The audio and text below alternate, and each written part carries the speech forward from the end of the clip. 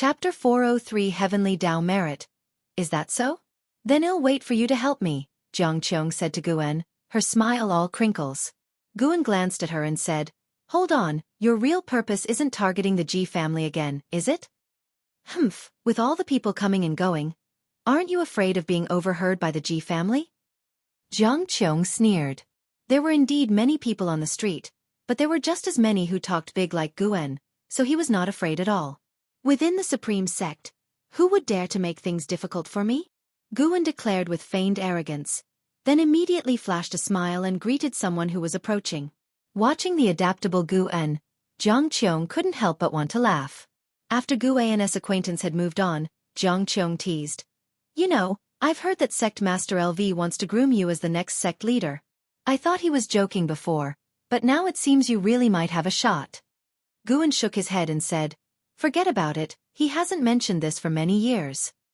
Since the integration of the overseas cultivators, LV Batian rarely brought up the position of sect leader. It wasn't that he was reluctant to let go, but rather, he increasingly found himself not his own master, with the power of the sect leader being diluted. Moreover, appointing Guan as sect leader would only bring trouble to Guan. You're just not diligent in your cultivation, Xianxia said irritably. Over 600 years ago, she had noticed Guan's extraordinary talent.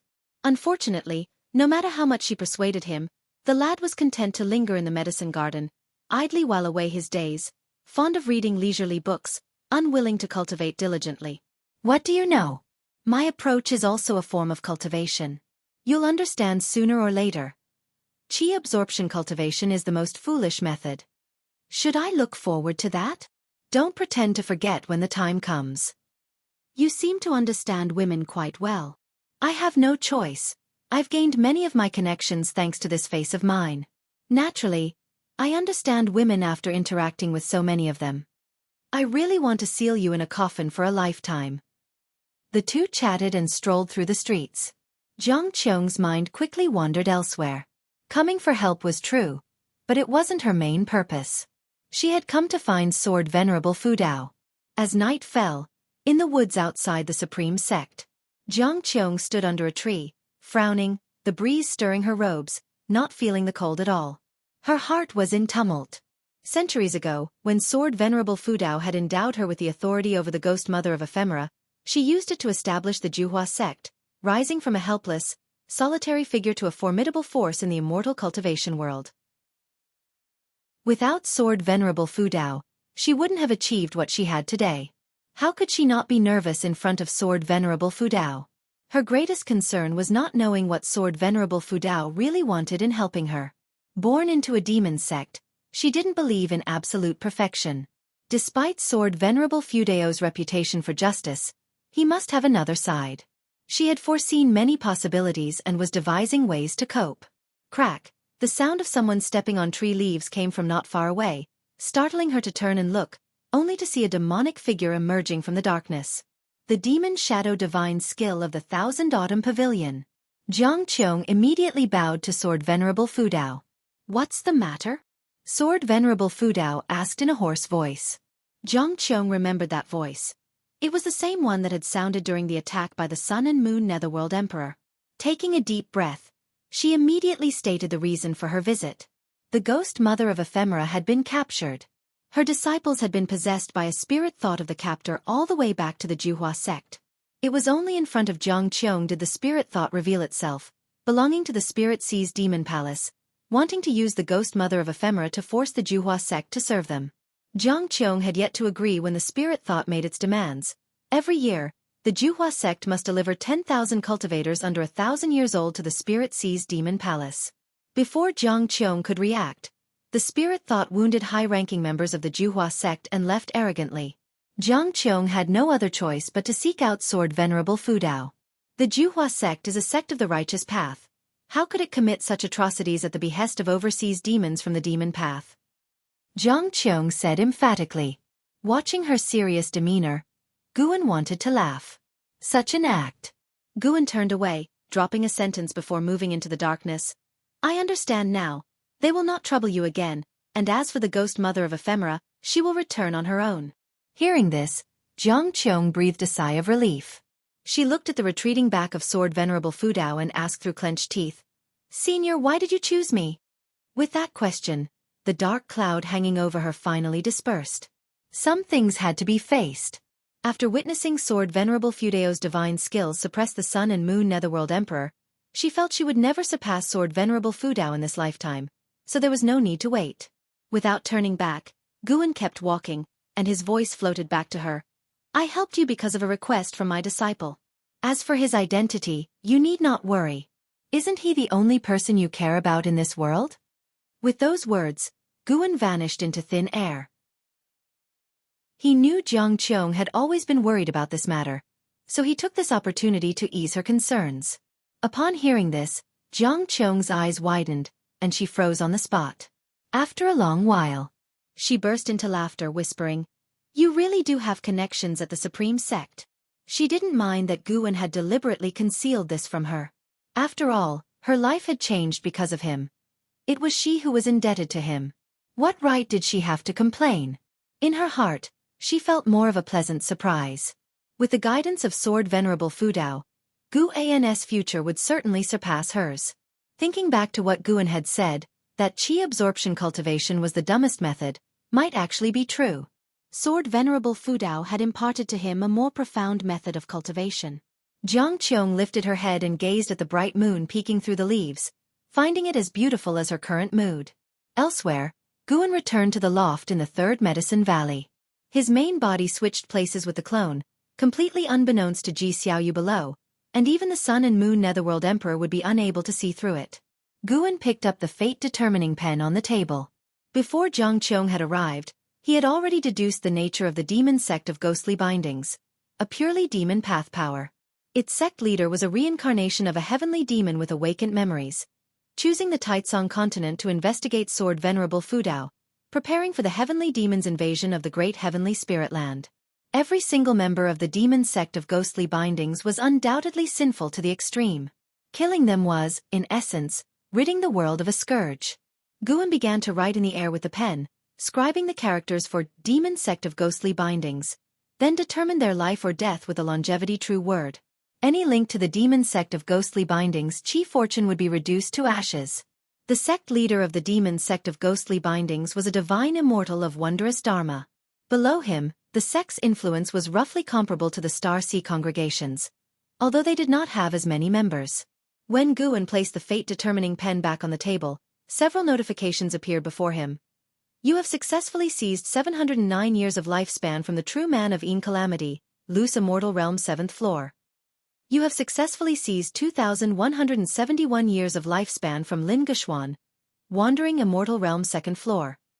You have successfully seized 624 years of lifespan from Yang Fu, Nirvana Realm 8th floor." Guan looked at these notifications, his face expressionless. The demon sect of ghostly bindings, which had brought despair to Jianghu, was as insignificant as dust on a table in his eyes. However, as more notifications kept coming, Guan felt a special chi fortune approaching him through the depths. He felt a familiar attachment to it, instinctively wanting to accept it, but he restrained himself. This was the heavenly Tao's reward for him. Slaying those with heavy sins would grant him this chi fortune. To be precise, it was not exactly chi fortune, as it was both invisible and intangible. Merit! Guan suddenly had an epiphany. The concept of merit was long rumored among the mortal world. It was not without foundation.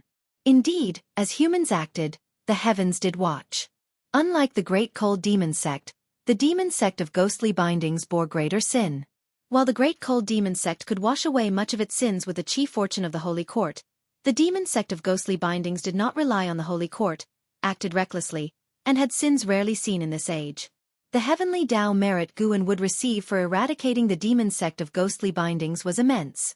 If he mentally accepted it, it would rush toward him. Guan did not accept the heavenly Tao merit. He decided to keep a distance from the heavenly Tao. Finally, the notifications ceased. In one go, he had obtained 7 billion years of lifespan. Still, earning lifespan through killing was the fastest method. At that moment, Guan even felt the impulse to eradicate all the forces of the demon path in the world, but then he remembered the fate of Long Zhan, and he held back. No matter how he persuaded himself, He was acting out of self-interest. The more people he killed, the greater the impact would be. He could not act rashly. Guan opened his attribute panel and saw that his lifespan had reached over 29 billion years. His Taoist heart calmed down. With more years accumulated, he would be ready for a breakthrough. Although he had no concerns about the passage of time, he knew he must continue to grow stronger lest any insurmountable enemies appeared. The moon set and the sun rose. At noon the next day, Ji Xiaoyu came to find Guan. The Juhua sect disciples have been released, Ji Xiaoyu said. Looking intently at Guan, Guan put down the book in his hands and looked up with a smile. Thank you. What is your relationship with the Juhua sect leader? She asked. Hearing her query, Guan did not conceal the truth and roughly explained the process of his acquaintance with Jianghu. She offered me considerable help in the early stages of my immortal cultivation. Without her guidance, I wouldn't have achieved what I have today, Guan said earnestly. What else? Ji Xiaoyu inquired. Guan asked in surprise. What do you mean by what else? What else do you want to know? Ji Xiaoyu was about to speak, but then her expression shifted, and she said, Never mind, I have my destiny in this life, and cannot obtain longevity. The fact that you have so many women who treat you well means that even if I return to my original self, I would have lived a content life this time around. You speak as if you're a different person. You are you, and the soul doesn't change. You have no need to worry, Guan said, trying to comfort her. Ji Xiaoyu shook her head. You don't understand this feeling. With that, she turned and left. Watching her go, Guan couldn't help but think of her previous incarnation as the third Mississippi. He suddenly felt some regret. Perhaps it was from experiences in his youth, but he held complex feelings for the third Miss, gratitude, and perhaps affection as well. Maybe Ji Xiaoyu was right. At least in this life, she seemed like a different person compared to the third Mississippi. In that case, he had yet to see the third Miss for the last time. Perhaps at the end of her life, the third Miss never even thought of him. Guan shook his head and chastised himself for being sentimental. He picked up the Green Hero Travelogue and began to cultivate his mind. It was Shen Tiany's free-spirited literary style that influenced Guan, helping him dispel the meaningless sorrows in his heart multiple times. Those who were gone had passed away. It was important to cherish those who were alive. Life must go on. Such were Guan's thoughts as he soon became engrossed in a story of an isolated island. Chapter 404, The Descent of a Deity. In preparing to leave now, thank you for making a move, said Jianghu to Guan, speaking earnestly outside of Mystic Valley. Not far from them, in the nearby woods, several Juhua sect disciples were resting and healing, awaiting Jianghu. Guan waved his hand. If you wish to thank someone, thank Ji Xiaoyu. Jianghu knew of Ji Xiaoyu, and she also understood that this Ji Xiaoyu was not the Ji Xiaoyu she knew. She did not dwell on Ji Xiaoyu, but instead, pondering on the words of Sword Venerable Fudao, asked softly, Why do you help me so much from behind the scenes and yet always choose to remain patient and silent? Guan understood what she was referring to. He blinked and said, What would it change if I said anything? To make you more grateful? That would be so dull. You should just focus on growing the Juhua sect. Life's journey is long. I hope that thousands of years from now, we can still share drinks and converse cheerfully. Upon hearing this, Jianghu smiled and said, Then you better live for thousands of years.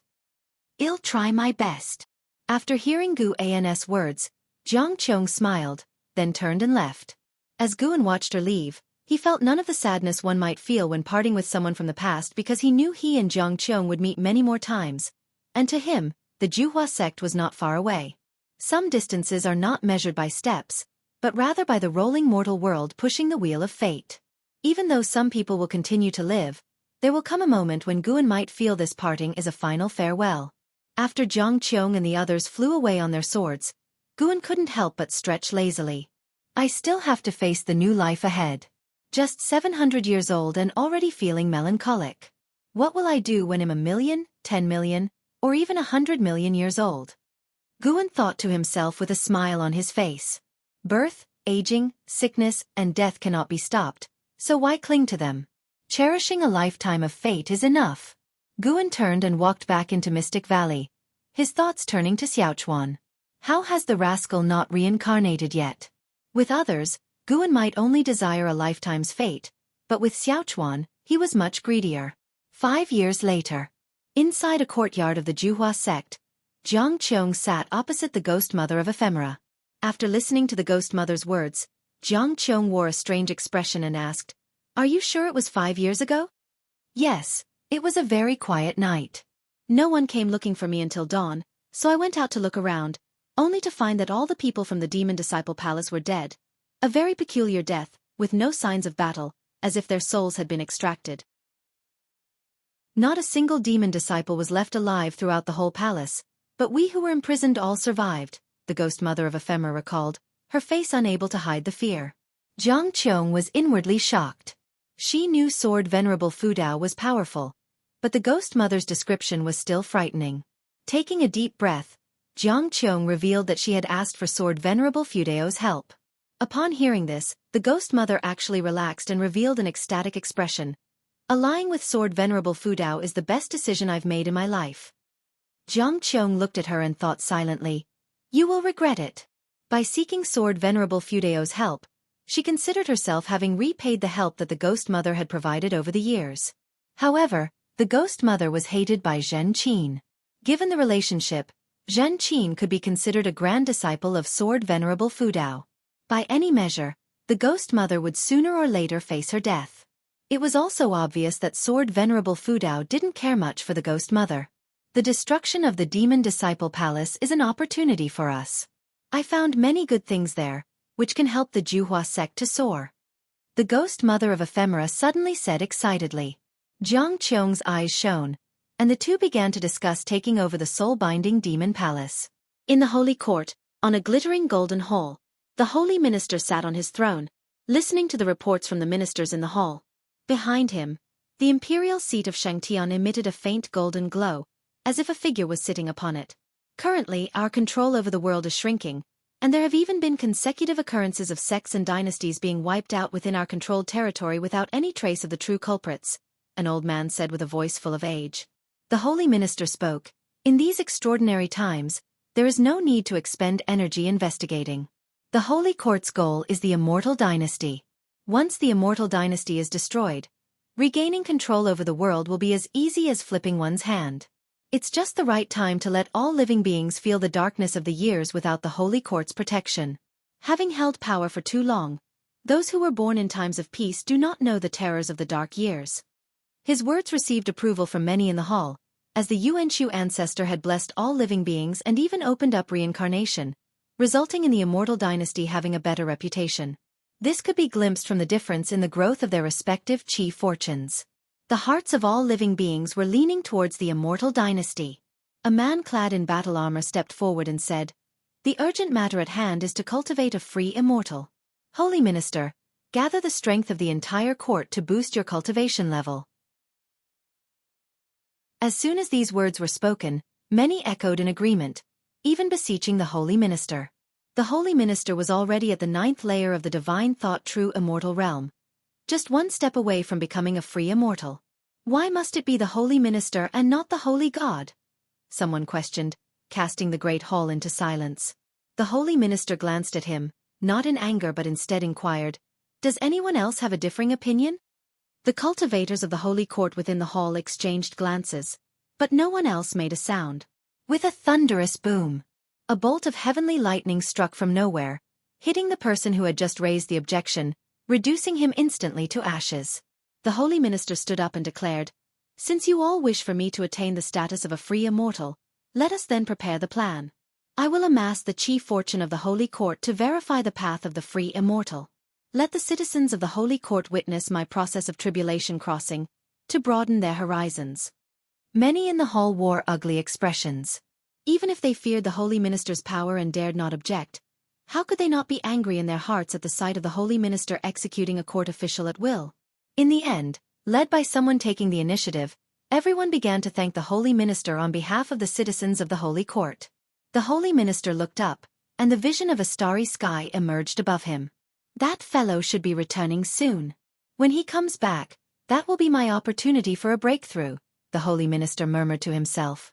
Elsewhere, in the mystic valley of the supreme sect, Guan read a book in the forest while an Xian sat nearby practicing her martial arts, glancing towards Xianxia not far away, practicing with his sword. while Xianxia watched him closely. Why choose to practice with a sword? It doesn't seem impressive enough, mused Xianxia, her gaze following to Guan turned a page and said, Everyone makes their own choices, let him be. Master, what weapon suits me? She asked. Are you not practicing the sword? I feel the sword doesn't suit me. I like magic artifacts like the brush in your hand. They're more novel. Then you should think about it yourself. Don't ask me. Guan replied dismissively, then stood up and tucked the green hero travelogue into his chest. Xian followed him to her feet, her voice filled with grievance. How could I possibly come up with one? I follow your guidance in my training. Help me think of something. Guan did not respond but looked up instead. The sky was a brilliant blue, and a streak of white light flashed across rapidly, disappearing in an instant. Another has arrived. It seems things will get even more chaotic, Guan thought to himself. That streak of white light just now was unmistakably a free immortal. Chapter 405, Zhu Zai's Prudence, a Mortal World Deity. Master, what are you looking at? Xian curiously asked as she too looked up, but there was nothing in the sky. She would not believe that Guan was just looking at nothing. He must have seen something. Guan withdrew his gaze and said with a light smile, Another formidable fellow has descended to the mortal world. How formidable? So formidable that not even the heavens can stop him. Listening to his words, Xian contemplated in silence. Guan then looked at Xianxia. Perhaps it was because there were too many peerless talents around him that Xianxia's talent seemed mediocre in his eyes. However, it didn't matter. Guan had taken him in merely wanting to give him a hand, not expecting anything in return. The younger generations had their own lives to live. He was there to provide help. Where they chose to go was not his concern. Guan shifted his attention and walked towards the valley. Xian hurriedly followed. Jianghu turned his head, feeling anxious. He knew that Guan was the sword venerable Fudao, who had a disciple that was a legend of the supreme sect. It was clear that Xianxia was far behind Hao, and Jianghu, having heard of Hao's deeds, knew how astonishing Hao's speed was. Hao had that incredible speed because Guan had personally guided him, which was not a treatment Xianxia received. Guan had watched Xianxia practice many times, merely observing, which made Jianghu anxious. Without solid fundamentals, the gap with those peerless talents would only grow wider. Master, how is my knife technique? Xianxia suddenly turned his head and asked Jianghu, his voice excited. Jianghu answered in a perfunctory manner, You still need to practice more. Having said that, he left with a sweep of his sleeve.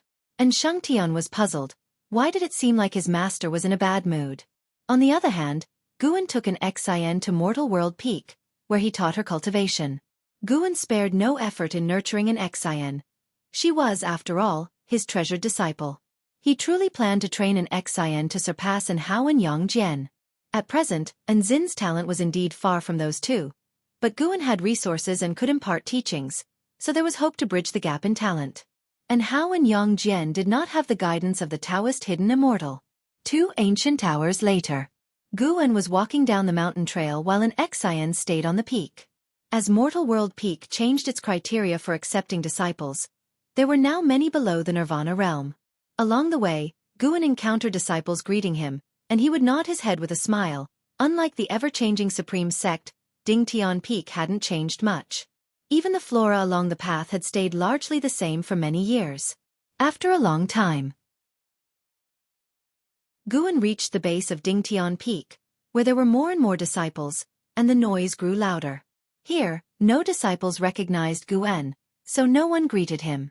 Guan made his way to a medicine garden. He turned his head and saw a woman sprinkling spirit water in the garden. It was Zhu Shi with the Tai Chu swallowing yuan body. Recently, Zhu Shi faced a predicament, having offended a disciple of Dingtian Peak, and had been suppressed here for nearly 10 years.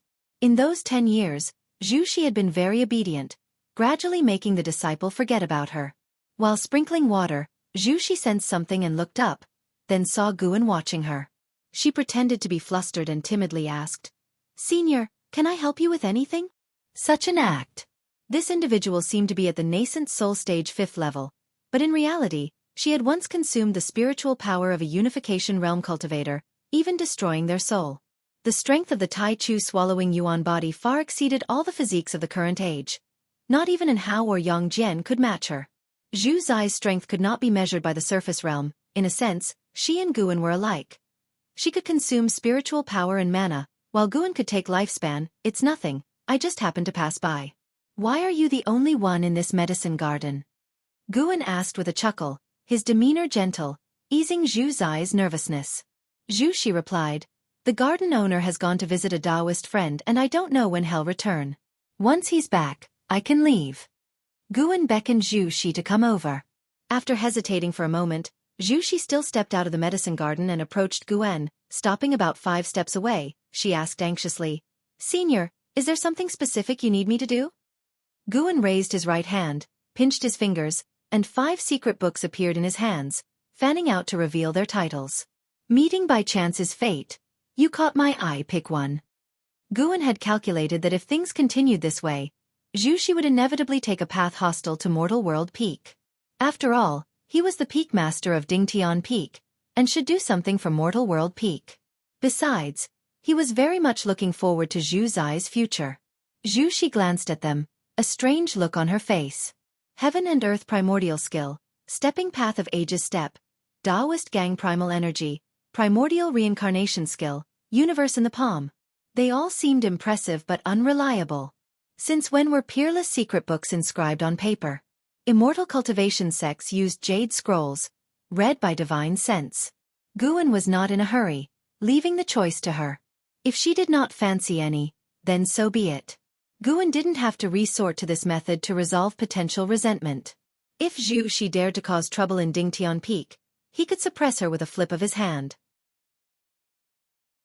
Could the Tai Chu swallowing yuan body consume the immense mana of a great cultivator who cultivates the mixed yuan refining void physique? Zhu Shi, though skeptical, had a second thought. Choosing a book wouldn't be a loss, and what if the person became furious if she declined? Having cultivated for many years, Zhu Shi had encountered various troubles and had experience in dealing with them. She pulled a secret book and then bowed in thanks to Guan's stepping path of ages step. Guan gazed deeply at her for a moment, then smiled, turned, and left. Zhu Shi didn't expect him to just walk away. She watched as Guan's figure vanished around the bend of the mountain path before returning to the garden. She didn't continue sprinkling water but sat down at the wooden table to read the stepping path of ages step. Before long, her expression grew solemn. Her hands clutching the secret book even trembled. This divine skill! Zhu Shi looked up, no longer sensing Guan's presence. But she remembered Guan's face, her heart full of complex emotions. After reading the secret book, she confirmed the divine skill was authentic and extremely powerful, and that he had not deceived her, which made her wildly speculate. Why had he taken a liking to her? It certainly wasn't because she was easy on the eyes. Could he have seen through to her physique? Zhu Shi might not understand the origin of her physique, but she knew that once news of it spread, she would become everyone's enemy. No. She must leave Mortal World Peak. This thought cemented in Zhu Zai's mind with resolve. Days later. Third Medicine Valley. Inside an attic. Guan was chatting with Xianxia, his divine sense locked onto Zhu Shi. He hadn't anticipated his well-intentioned action would scare Zhu Shi away, which made him even more curious about her. She was too cautious, eerily reminiscent of his own self. He wasn't upset, on the contrary, he looked forward to Zhu Zai's future even more, considering her disposition made her more likely to survive. I dream less frequently now. Do you think I've lost my talent? Xianxia said, worried.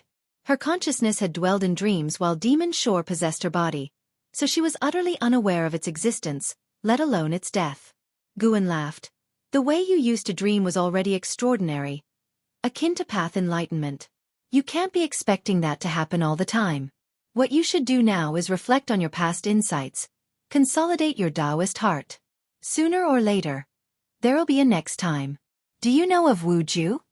He began telling her about Wu Ju's experiences with path enlightenment, omitting the part about lifespan limits. But Wu Ju indeed had multiple bouts of enlightenment. Xianxia had not expected Wu Ju to have such a background, which explained his sudden rise. Now that I think about it, why does everyone associated with you seem to encounter all sorts of fortunes? Xianxia suddenly asked. Guan raised an eyebrow. Could it be my doing? Shouldn't you be kneeling and thanking me? Xianxia rolled her eyes in response. How could that be? You wish. I just think it's a bit coincidental. Maybe there's something common among us. Perhaps it's Qi fortune. There was a great cultivator who came to the supreme sect to teach. I listened to his lecture about Qi fortune. Guan had not attended the lecture because the speaker was just a loose immortal. Now, hearing Xianxia, he listened attentively. A person with great fortune of energy movement would always turn danger into safety and break through limits, and they also seemed to attract each other.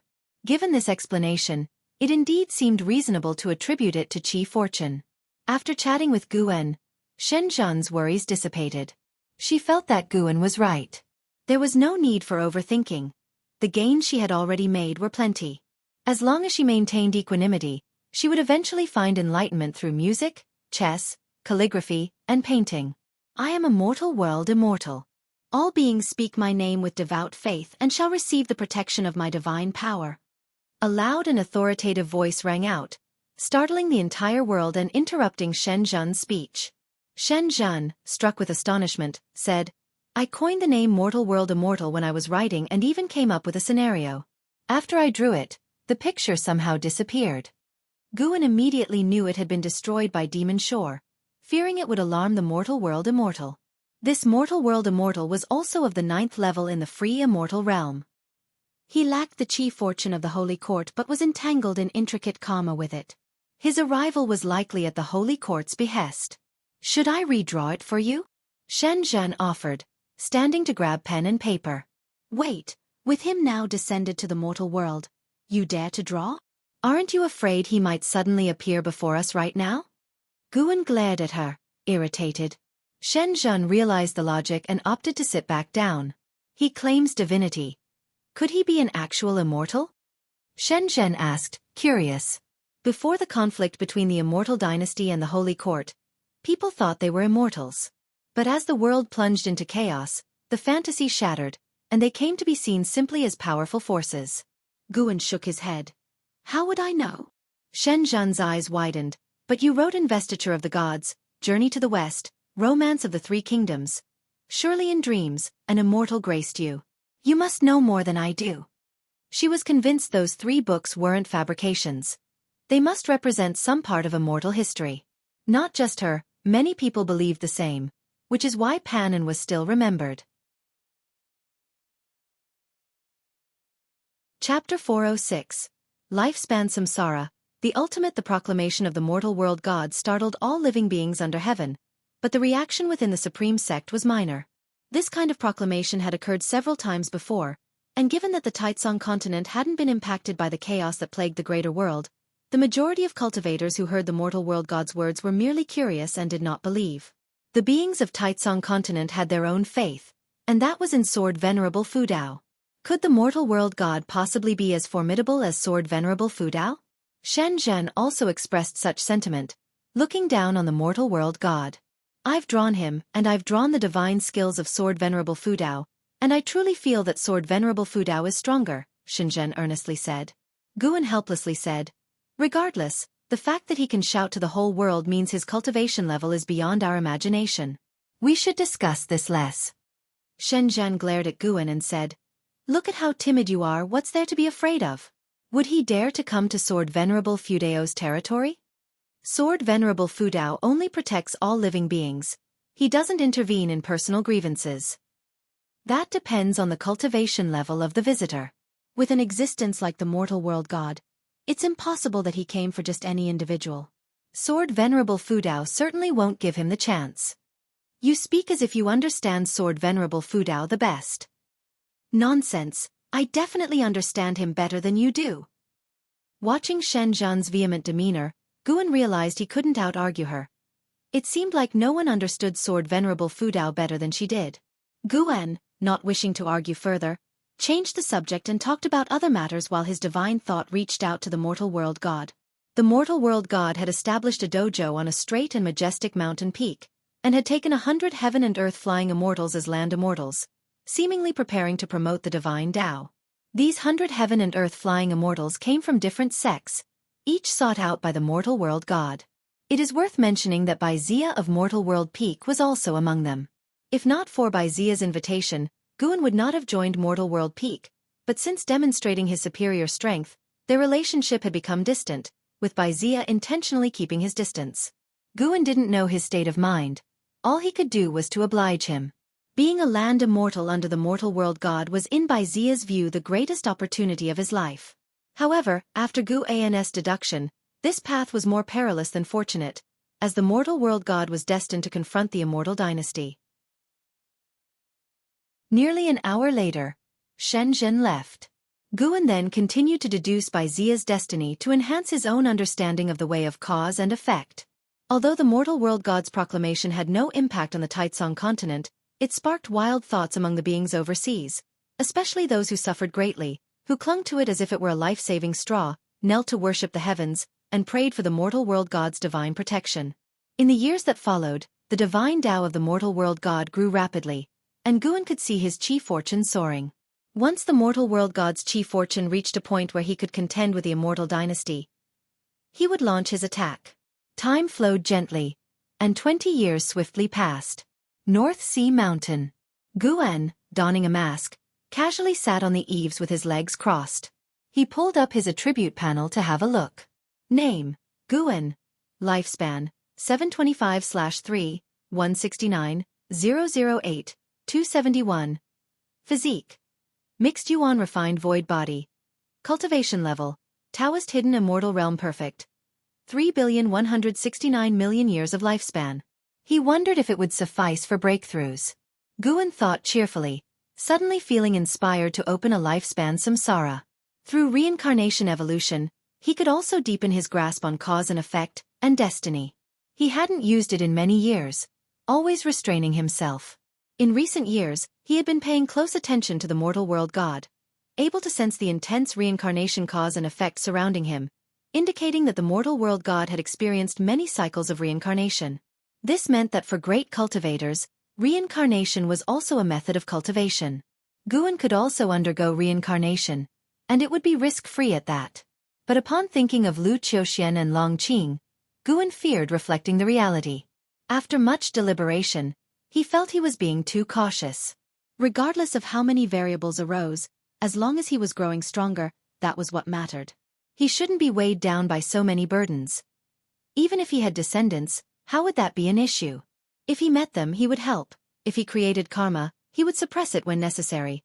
And as for more formidable foes, no matter his choice, enemies on the path of immortal cultivation would keep emerging endlessly. Everything must prioritize the Tao. Bring it on. After persuading himself, the eyes beneath the mask grew excited. Start a game. You have spent 10 million years of lifespan to initiate a reincarnation evolution. Beginning connection to Tao rules. Searching for a world of reincarnation. You have the following options. Please choose one. 1. Great Heavenly Spirit Land. 2. Great Primordial Land. 3. Dark Heaven and Earth. Why are these the 3 options? Guan frowned, annoyed by the lack of refresh options, making him somewhat uncomfortable. The Great Primordial Land was where Lu Han had been. He too had completed the trial, ultimately being slain by the Black Profound Emperor in the River of Destiny. No need to mention the Dark Heaven and Earth, as it was where Chu Lu and Xiao Shengtian had been, both killed by the Black Profound Emperor. Both choices likely meant confronting the Black Profound Emperor again. Whenever Guan mentioned the Black Profound Emperor, he would bristle with annoyance. The Annihilation God Emperor had suppressed Long Zhan, and could at least be considered to have eradicated a scourge for all living beings. But what about the Black Profound Emperor? This bastard was motivated entirely by personal vendetta, and moreover, he was a higher realm bullying a lower one. No, he couldn't allow himself to become hostile towards him. He needed to treat him with indifference. Guan adjusted his mindset and turned his gaze to the first option. Great Heavenly Spirit Land. What would happen if he chose the Great Heavenly Spirit Land? In the Great Heavenly Spirit Land, he wouldn't panic. After all, there was no one in this great heaven and earth who could threaten him for the time being. Let's try it. You have chosen to reincarnate into the Great Heavenly Spirit Land. Given that the Tao rules of this land cannot conceal your talent, you will retain your ability to seize lifespans, but you won't be able to unlock stage-based functions. Reincarnation evolution begins. In the first year, You were born into a Yen clan tribe in the desolate ancient continent, and you were named Extreme by your father. At age 3, you crushed a rabbit to death, seizing 6 years of its lifespan. Your destiny reached a turning point. At age 7, your chi blood reached the level of a wilderness beast, and you were proclaimed the #1 divine son of the tribe. At age 12, you defeated all challengers within the Yen clan tribe, becoming the champion warrior crowned by the Yen ancestors. Looking at the prompts before him, Gu An's expression became strange. Tribes? Yen clan? He calculated and realized that the great heavenly spirit land had no Yen clan tribe, which meant that this lifespan samsara was not set in his own time point. He continued reading. At age 15, an old man came to the Yen clan tribe, calling himself a land immortal, claiming knowledge of 5,000 years before and after. He saw through you at a glance and wanted to tell your fortune. Will you accept? Was this a necessary NPC encounter at the start of reincarnation evolution? Guan silently chose no. You refused his offer to tell your fortune, however. He didn't give up but insisted on doing so, resulting in your chi blood boiling in rage and you dying on the spot. At age 18, in pursuit of greater strength, you left the Yen clan tribe on your own. At age 20, you condensed your primordial spirit, gaining a might capable of shaking gods. At age 21, you encountered an injured dragon girl by the seashore, lying on death's door, begging for your help. Will you choose to save her? No. You chose not to save her. The dragon girl died of a broken heart upon your refusal. Her clan brother, the Azure Dragon, leapt out from the depths of the sea and upon seeing the scene, suspected you of killing the dragon girl. He attacked you, and after a fierce battle, you tore the Azure Dragon to shreds. Guan suddenly felt some regret. Why did rejecting to save her lead to even bigger trouble? At age 22, you faced a massive pursuit by an army of shrimp soldiers and crab generals, trapped on an island and cornered. Using your lifespan evolution ability, you enhanced your path of physical cultivation, and after days of fighting, you broke through the encirclement and condensed your mystic heart. Mystic Heart Realm at 22 years old? Just how many creatures had this person killed? Guan couldn't see the specifics of each year, but judging by Extreme's growth rate, his killer instinct must have been tremendous. In the years that followed, Extreme was constantly haunted by the Dragon Palace from where the Dragon Girl had come. He battled ferociously, slaying dragons and demons, with astonishing progress each year that left Guan both thrilled and terrified. Strength can be brittle. It wasn't until he was 40 that Guan finally saw a chance to make a choice. At age 40, having stepped into the immortal path, you stormed into the astonishing Dragon Palace and slaughtered widely. Carrying the severed head of the Dragon Crown Prince, you confronted the grievously wounded Dragon King who knelt before you begging for mercy. Will you choose to spare the Dragon King? To have come this far, it was natural to eliminate the roots as well. Moreover, the long-standing grudge between Extreme and the Dragon Palace wasn't his fault. How could he be blamed when the palace insisted on holding Extreme responsible for the Dragon Girl's death, leading to an ever-growing hatred? Guan chose no. You executed the Dragon King and started to cultivate and heal in the Dragon Palace. At age 50, you learned the strongest legacy of the Dragon Palace, the dragon's divine heaven-reaching record. At age 51, you arrived at the Fallen Star continent and made the acquaintance of a cultivator, who invited you to join Mortal World Peak. Do you choose to join? Mortal World Peak? Finally something familiar. Guan immediately chose to join. You joined Mortal World Peak, astonishing the high ranks of Mortal World Peak in the assessment, and the Peak Master sought to take you as a disciple. Do you choose to accept? Accept. You became a disciple of Bai Chi Dao, the Taoist Lord of Mortal World Peak, and started to focus on your cultivation. At age 60, Bai Chi Dao took you to a grand conference of all sects, representing Mortal World Peak in combat, constantly slaying powerful enemies, alarming various sects with your killer instinct. At age 61, you won first place in the grand conference and were conferred the title of Heaven-Killing Extreme Star by the Immortals. At age 62, you left Mortal World Peak on your own to temper yourself. Upon setting out to sea, you were ambushed and annihilated the enemy. At age 63, you stormed the Chi Sea Cliffs, captured the mastermind behind the ambush, but the Chi Sea Cliffs threatened you.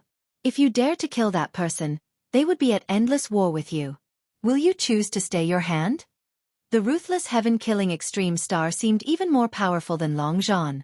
The key was that his aggression was not unrestrained but targeted at his enemies. Guan felt that even if he stayed his hand, Qi Si Cliffs wouldn't let him go. What did endless war matter? Had it been any other situation, he might have capitulated, but Extreme had stormed the Qi Si Cliffs instead of sneaking in, suggesting he was capable of fighting his way out. No. Ignoring the threats of Qi Si Cliffs, you crushed that person into a mist of blood. Qi Si Cliffs launched an onslaught against you. You didn't flee but chose to fight. After a bloody battle, you broke the morale of Qi Si Cliffs, with no one daring to challenge you again. You left the remains of the Qi Si Cliffs under the fearful gazes of its cultivators. Chapter 407. Battling Through Life. Dominating the ancient and modern times. How fierce. Guan admired the extreme performance he witnessed. He couldn't help but say that the manipulation of lifespan samsara had been pushed to the limit. Accumulate lifespan crazily, evolve crazily, and even evolve during battles, truly like a madman. Moreover, no matter the choices this person made, as long as anyone dared to make a move on him, he would show no mercy. Guan looked forward to seeing more of Extreme, just unsure if Extreme had existed in the past or was from the future. At the age of 65, your understanding of the divine skill's heavenly record has deepened, and your soul has transformed. At the age of 67, you broke into the cave of an ancient immortal, endured many hardships, and seized the inheritance of the ancient holy court. You have obtained the heavenly Tao inheritance and can claim the heavenly Tao destiny. Do you choose to accept it? Ancient holy court? These 4 words made Guan imagine many things. But the holy court had existed for countless years, and it still needed to be seen whether the holy court existed in the time and space where Extreme was. As for the heavenly Tao destiny, he could not accept it. No. You refuse to accept the heavenly Tao inheritance. You return the inheritance to its original place, waiting for the next fated person to arrive. At the age of 68, as you prepare to leave the ancient immortal's cave, you suddenly encounter the spirit of a holy god from the ancient holy court. Seeing that you are fated, he wishes to pass on a divine skill to you. Do you choose to accept? Holy god. Guan's expression turned strange. He hesitated for a moment, then chose to accept. You accept the inheritance of holy god Yang, learning the heaven-extinguishing Tao-annihilating 36 spear techniques. Yang. Now Guan could completely confirm that Extreme existed in a far distant future. Holy God is a level of divine thought, true immortal. After reaching this realm and then dying, how many years later must it be? There's no such thing as a duplicate name, because the heaven-extinguishing Tao-annihilating 36 spear techniques were taught to Yang by divine exotic ghost kings stealing the 5 elements, and Guan had seen it. Does Yang's death not mean that the holy court will also perish? As Guan pondered, notifications continued to pop up in front of him, quickly drawing his attention. After learning the heaven-extinguishing Tao-annihilating 36 spear techniques, Extreme continued to battle across the world. In the next 50 years, he made a formidable name for himself on the Fallen Star continent, then proceeded to the next continent. Battles, slaughter, and exploring caves, that was Extreme's life. He remained unattached to any emotions, unlike his previous reincarnations, even if Guan helped him to refuse them. Extreme reached the free immortal realm by the age of 800, astonishingly radiant. At 1233 years old, you defeat the strongest contemporary of Daluo Heaven, understanding your own Taoist intent during the battle and creating the ultimate battle technique. At 1150 years old, you declare yourself the Extreme Saint, ancient and brilliant, and you begin closed-door cultivation. At 1200 years old, you step into the river of time, journeying to the past seeking rivals. At 1300 years old, you arrive in the post-ancient period and begin a new campaign. Journeying to the past? Guan felt odd inside. The subsequent experiences were still battles. Each time Guan had a choice, it was either threats or pleas from enemies asking Extreme for forgiveness. In the end, Extreme spent 200 years sweeping through the heavenly spirit great heaven and earth of the post-ancient period, seizing the chi fortune of heaven and earth, and his cultivation level skyrocketed. However, he did not surpass the 9 heavens of immortal path as he used his lifespan evolution to enhance his cultivation techniques and divine skills. Then, he stepped into the river of time again, heading for a more distant past. The Middle Ages. Unparalleled and capturing the chief fortune of heaven and earth again. Continue through time. The Taoist period, still waging wars across the universe. During the Wilderness Ancient Period and the Ancient Period, Extreme maintained absolute dominance, killing his way into the most remote eras. He came to the Taichu period. At 3,236 years old, you encounter the senior disciple of the Taitsong sword sect. You initiate a battle, defeat your opponent decisively, and choose not to kill him, letting him go. At 3,237 years old, the sect master of the Taitsong sword sect descends, wishing to test his strength against you. Ultimately, he cannot withstand a punch from you, and the sect master of the Taitsong sword sect meets a crushing defeat. At 3,238 years old, a river formed from concentrated sword qi descends from the sky, blocking your path. An ancient founder of the Taitsong sword sect appears.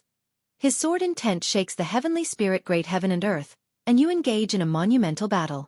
Ultimately, you scatter his sword intent using the ultimate battle technique, and as the battle takes a tragic turn and he is on the brink of death, you feel an unusual hesitation in your heart. Do you choose to save him? Taitsong sword sect. The words Taitsong also made Gu An's heart waver. After a moment's thought, he decided to save him. You choose to save the founder of the Taitsong sword sect, Li Ya, sacrificing your own true yuan to successfully save Li Ya. After gaining a hint of battle intent from your ultimate battle technique, Li Ya inquires about your name as you bid him farewell, to which you reveal only the name Extreme. What a story! Li Ya. No wonder Gu En and Extreme hesitated. According to the prompts, Li Ya was already at the cultivation level of a free immortal. How many years later must that be? This cycle of lifespan projection has gone too far. Wait, would he perhaps slaughter his way to the era I'm in? Gu En felt uneasy at the thought. His conquest continued, and within the primordial period, he met numerous free immortals including Li Xiandao and Blood Prison Great Saint, all of whom he defeated. Li Xiandao even tried to win him over, offering his daughter in marriage, but his offer was rejected. Along this journey, the girl of heavenly pride also confessed her true feelings to him. Unfortunately, Gu En had to refuse for him. Let him be a pure warrior and cultivator. At the age of 3,700 years, you defeated the most powerful LV of the era and seized the chief fortune of heaven and earth, elevating your ultimate battle technique to a new realm. At the age of 3,800 years, you returned to the River of Time, where you were attacked by a mysterious entity, severely injured, and flung back to your era. Mysterious entity? Gu An's heart tightened. Although he had caught up with Lu Han, to have died at just over 3,000 years old seemed far too regrettable. The following prompts were all about recovery. He hid on a deserted island to heal, a process that took a millennium. Gu En felt that his lifespan must be immense, but couldn't understand why he refused the 9 heavens of immortal path. Perhaps, although he appeared strong, he was actually cautious at heart, only undertaking actions he was certain of. Once he achieved the free immortal realm, he continued to fight, improving the power of his Taoist sorcery. His prowess within the free immortal realm had reached a stage where he could traverse ancient and modern times. Gu En wondered how strong he was now, and whether he could compete with the free immortal realm's Gu En. After the reincarnation evolution ended, he could use a lifespan simulation. Fighting himself? Gu En found it intriguing and was filled with anticipation. In the years that followed, once he had healed, he began adventuring through the universe. From the prompts, it seemed like the universe at this time was vast with intricate powers, far more exciting than Gu An's current era. At the age of 5,306 years, you unexpectedly met the fairy of 9 Nether Underworld, Yu Quan. You enjoyed each other's company, and she invited you to discuss Taoist ideas in the 9 Nether Underworld. Would you accept? 9 Nether Underworld? That sounded very dangerous. Gu En chose no. You refused Yu Quan Fairy's invitation, leaving her regretful. As you watched her leave, you erased the turmoil in your heart, dissolved the karma between you, and roamed the universe alone. At the age of 5,400 years, you enter the Kanglan Immortal Domain. You are attacked by a heavenly demon, slaying millions of them and earning the enmity of their entire race, but also the admiration of all beings in the Kanglan Immortal Domain. At the age of 5,402 years, you are titled the Immortal Domain War God by the Domain Master of the Kanglan Immortal Domain. At the age of 5,413 years, you enter an ancient forbidden land within the Kanglin immortal domain, where you are attacked by the spirits of the battle court. You annihilate all the spirits in the forbidden land, and you arrive at the Kanglin immortal king's Dao palace.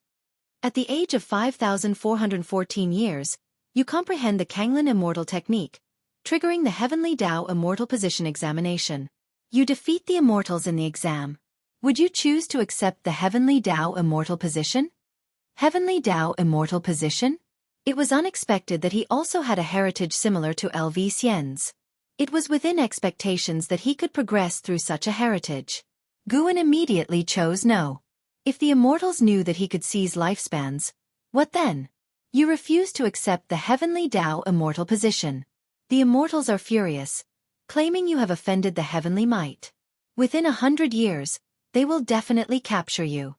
Absurd.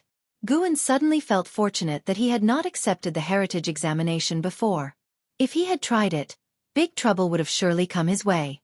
At the age of 5,480 years, you evolve through lifespan and condense a Tao fruit, becoming a Taoist hidden immortal.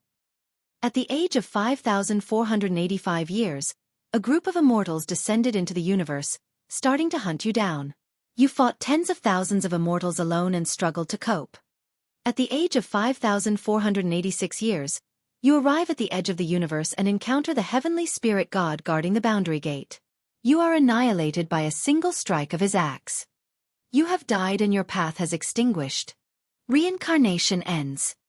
As the last prompt fell, Guan vanished from the porch and moved to a deserted island on the ocean, swiftly activating a lifespan barrier. He sat in meditation, beginning to absorb the life memories of Ji. Although Ji had only lived for just over 5,000 years, his experiences were in no way inferior to those of Lu Han or Long Zhan, and perhaps even more splendid. Through Jis eyes, Guan saw the environment where the Yen clan tribe lived, with a broader heaven and earth and more abundant spiritual energy. The rabbits Ji killed in his childhood were as large as small hills. From a young age, Ji, who had exhibited exceptional strength, was the treasure of his entire tribe, dearly loved by everyone. Before he left the Yen clan tribe, he had never suffered any hardships, with everything going smoothly for him as he hunted year-round, accumulating a substantial lifespan. Afterward, Guan saw the desperately endangered dragon girl, extraordinarily beautiful with a pitiable look. If it were him, he might not be able to resist helping in such a situation. Yet the dealings of the Dragon Palace were overbearing, and no matter what, conflicts might be unavoidable. Jis grudges with the Dragon Palace lasted many years. Guan found that Ji was fighting almost every day, and with this speed, his lifespan growth was definitely fast. He was immersed in Jis memories. Through Jis actions and words, he could feel that Ji was different from his other past lives. Ji had an inherent arrogance that emanated from his bones, directed only against strong opponents. When facing the weak, he could show a gentle side. Guan also saw the spirit of Yang Jian. Although its disposition differed greatly from the Yang Jian Guan knew, it was indeed Yang Jian. And there was Li Ya. During the Taichu period, Li Ya, with his white hair and powerful presence, had almost reached the current Gu Ans Taitsong sword intent. Chapter 408. Whose past life is stronger? Guan was immersed in the extreme memories, experiencing his heart-wrenching life. At the same time, Gu Ans' understanding of the ultimate battle technique deepened. Although it was called a combat skill, it was actually the way of extremes. He combined all his cultivation techniques, divine skills, and spells into the ultimate battle technique, forming a combat system unique to himself. Through this memory, Guan could confirm that the Taichu period was immeasurably distant from the present, perhaps impossible to measure in millions or tens of millions of years.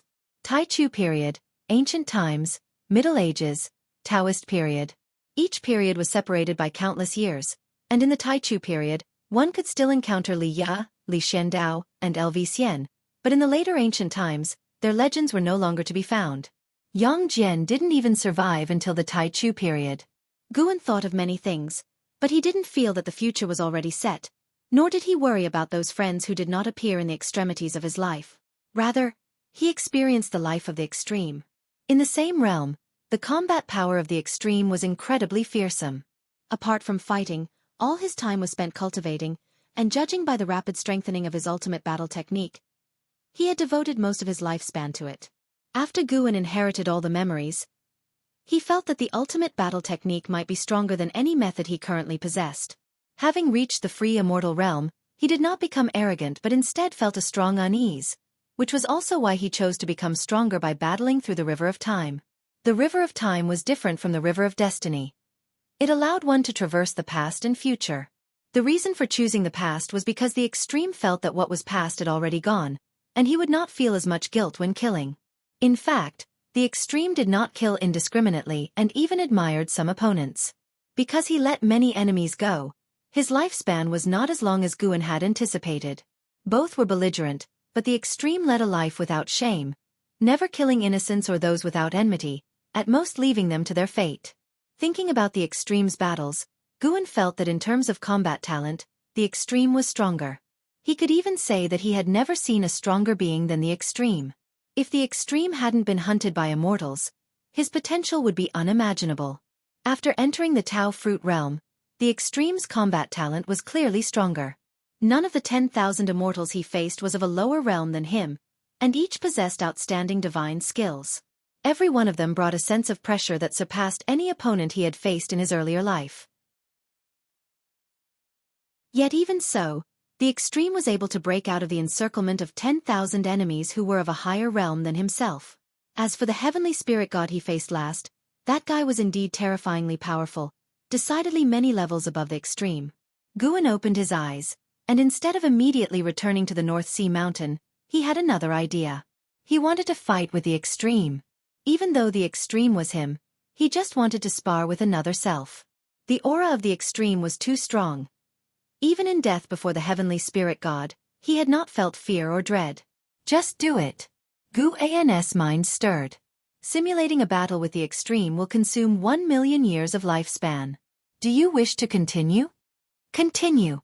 Guan's eyes hardened, and his consciousness plunged into the simulation. Both were Taoist hidden immortals, but Guan was still in the perfect realm. Guan liked battling lower realms from a higher one, but that didn't mean he had no demands for his own combat strength. The battle lasted for several ancient hours until night fell. Guan opened his eyes, his brow furrowed. He had actually lost. He couldn't beat the extreme. The combat power of the extreme's ultimate battle technique was simply too strong. No matter what combat skill he used, the extreme could find a way to counter it in an extremely short time. Guan felt somewhat depressed. He had never tried so hard, yet he still lost. Losing to himself was not a big deal, but it still irked him. He had to look into the ultimate battle technique later.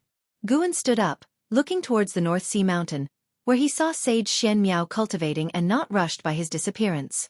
Seeing this, he decided to return to the Supreme Sect first. He vanished on the spot.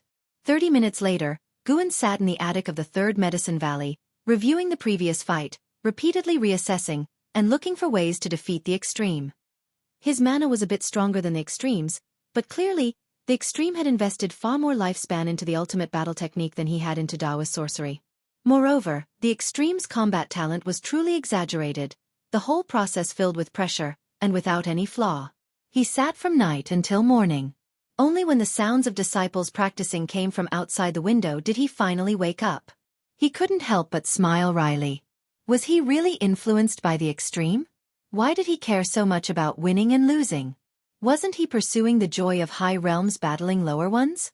If he ever reached the extremes period of the Tianyuan, it was unimaginable how terrifying he would be then, and the extreme wouldn't be worth mentioning in his eyes. Guan found that the reincarnation evolution absorbed character traits from the evolution, fortunately only the good ones. At least he had not inherited Long Zhan's brutality. I have a goal now, Guan silently thought. He wanted to comprehend the ultimate battle technique, and he also thought of Long Zhan's divine skill. Heavenly Dragon Reincarnation Dharma Aspect. This divine skill could condense the self of a past life to fight alongside oneself, perfectly fitting for lifespan samsara. Guan had realized that all his reincarnations were battle maniacs. The more numerous they became, the stronger the Heavenly Dragon Reincarnation Dharma Aspect would grow. In a sense, the more times one reincarnated, the stronger the Heavenly Dragon Reincarnation Dharma Aspect became. The Dharma aspect conjured by the heavenly dragon reincarnation could retain the main Bodhis battle will, but lacked independent thought, only capable of battle, not of serving as doubles. Imagining the future, Guan raised his hand as myriad past lives stood behind him. How spectacular was that vision! The divine skills created by Long Zhan, like the ultimate battle technique, had immeasurable potential. Guan took a deep breath and ceased to dwell on the comparison of strengths and weaknesses with the polar extreme. Even if he failed, so be it. Then he would just continue to grow stronger. It was precisely the right time to temper pride and complacency. Guan stood up, then went downstairs, ready to practice drills with his disciples. Just as he reached the bottom of the stairs, Xiaoyu also came out, saying she wanted to join him in practice. He did not refuse. During the drill practice, Guan could feel Xiaoyu observing him. After blending the polar extreme's life memories, there came about a certain change in Guan's demeanor, one he couldn't completely revert to as it was before merging those memories. He wasn't afraid of Xiaoyu seeing through him. After all, if he simply refused to admit it, what could she do? After the practice was over, Xiaoyu invited Guan to her room, and he did not refuse. Once inside, they sat down opposite each other at the table. Xiaoyu stared at Guan, saying, "You've acquired some aura of reincarnation about you. Where did you go yesterday?" Guan replied, "Off to save the world. Why do you ask? Can you see who I was in my past life? A mere reincarnation path emperor. Could he measure up to the polar extreme?" Speaking of which, the polar extreme had once visited the yin-yang domain in later generations, sweeping through all the strong beings there, even compelling the yin-yang domain to erect an imperial stele in his honor. "I can't see through it. I suddenly suspect that you are just like me. We both may be reincarnations of some great power." Xiaoyu said, her face unexpectedly breaking into a smile. Guan raised his eyebrows.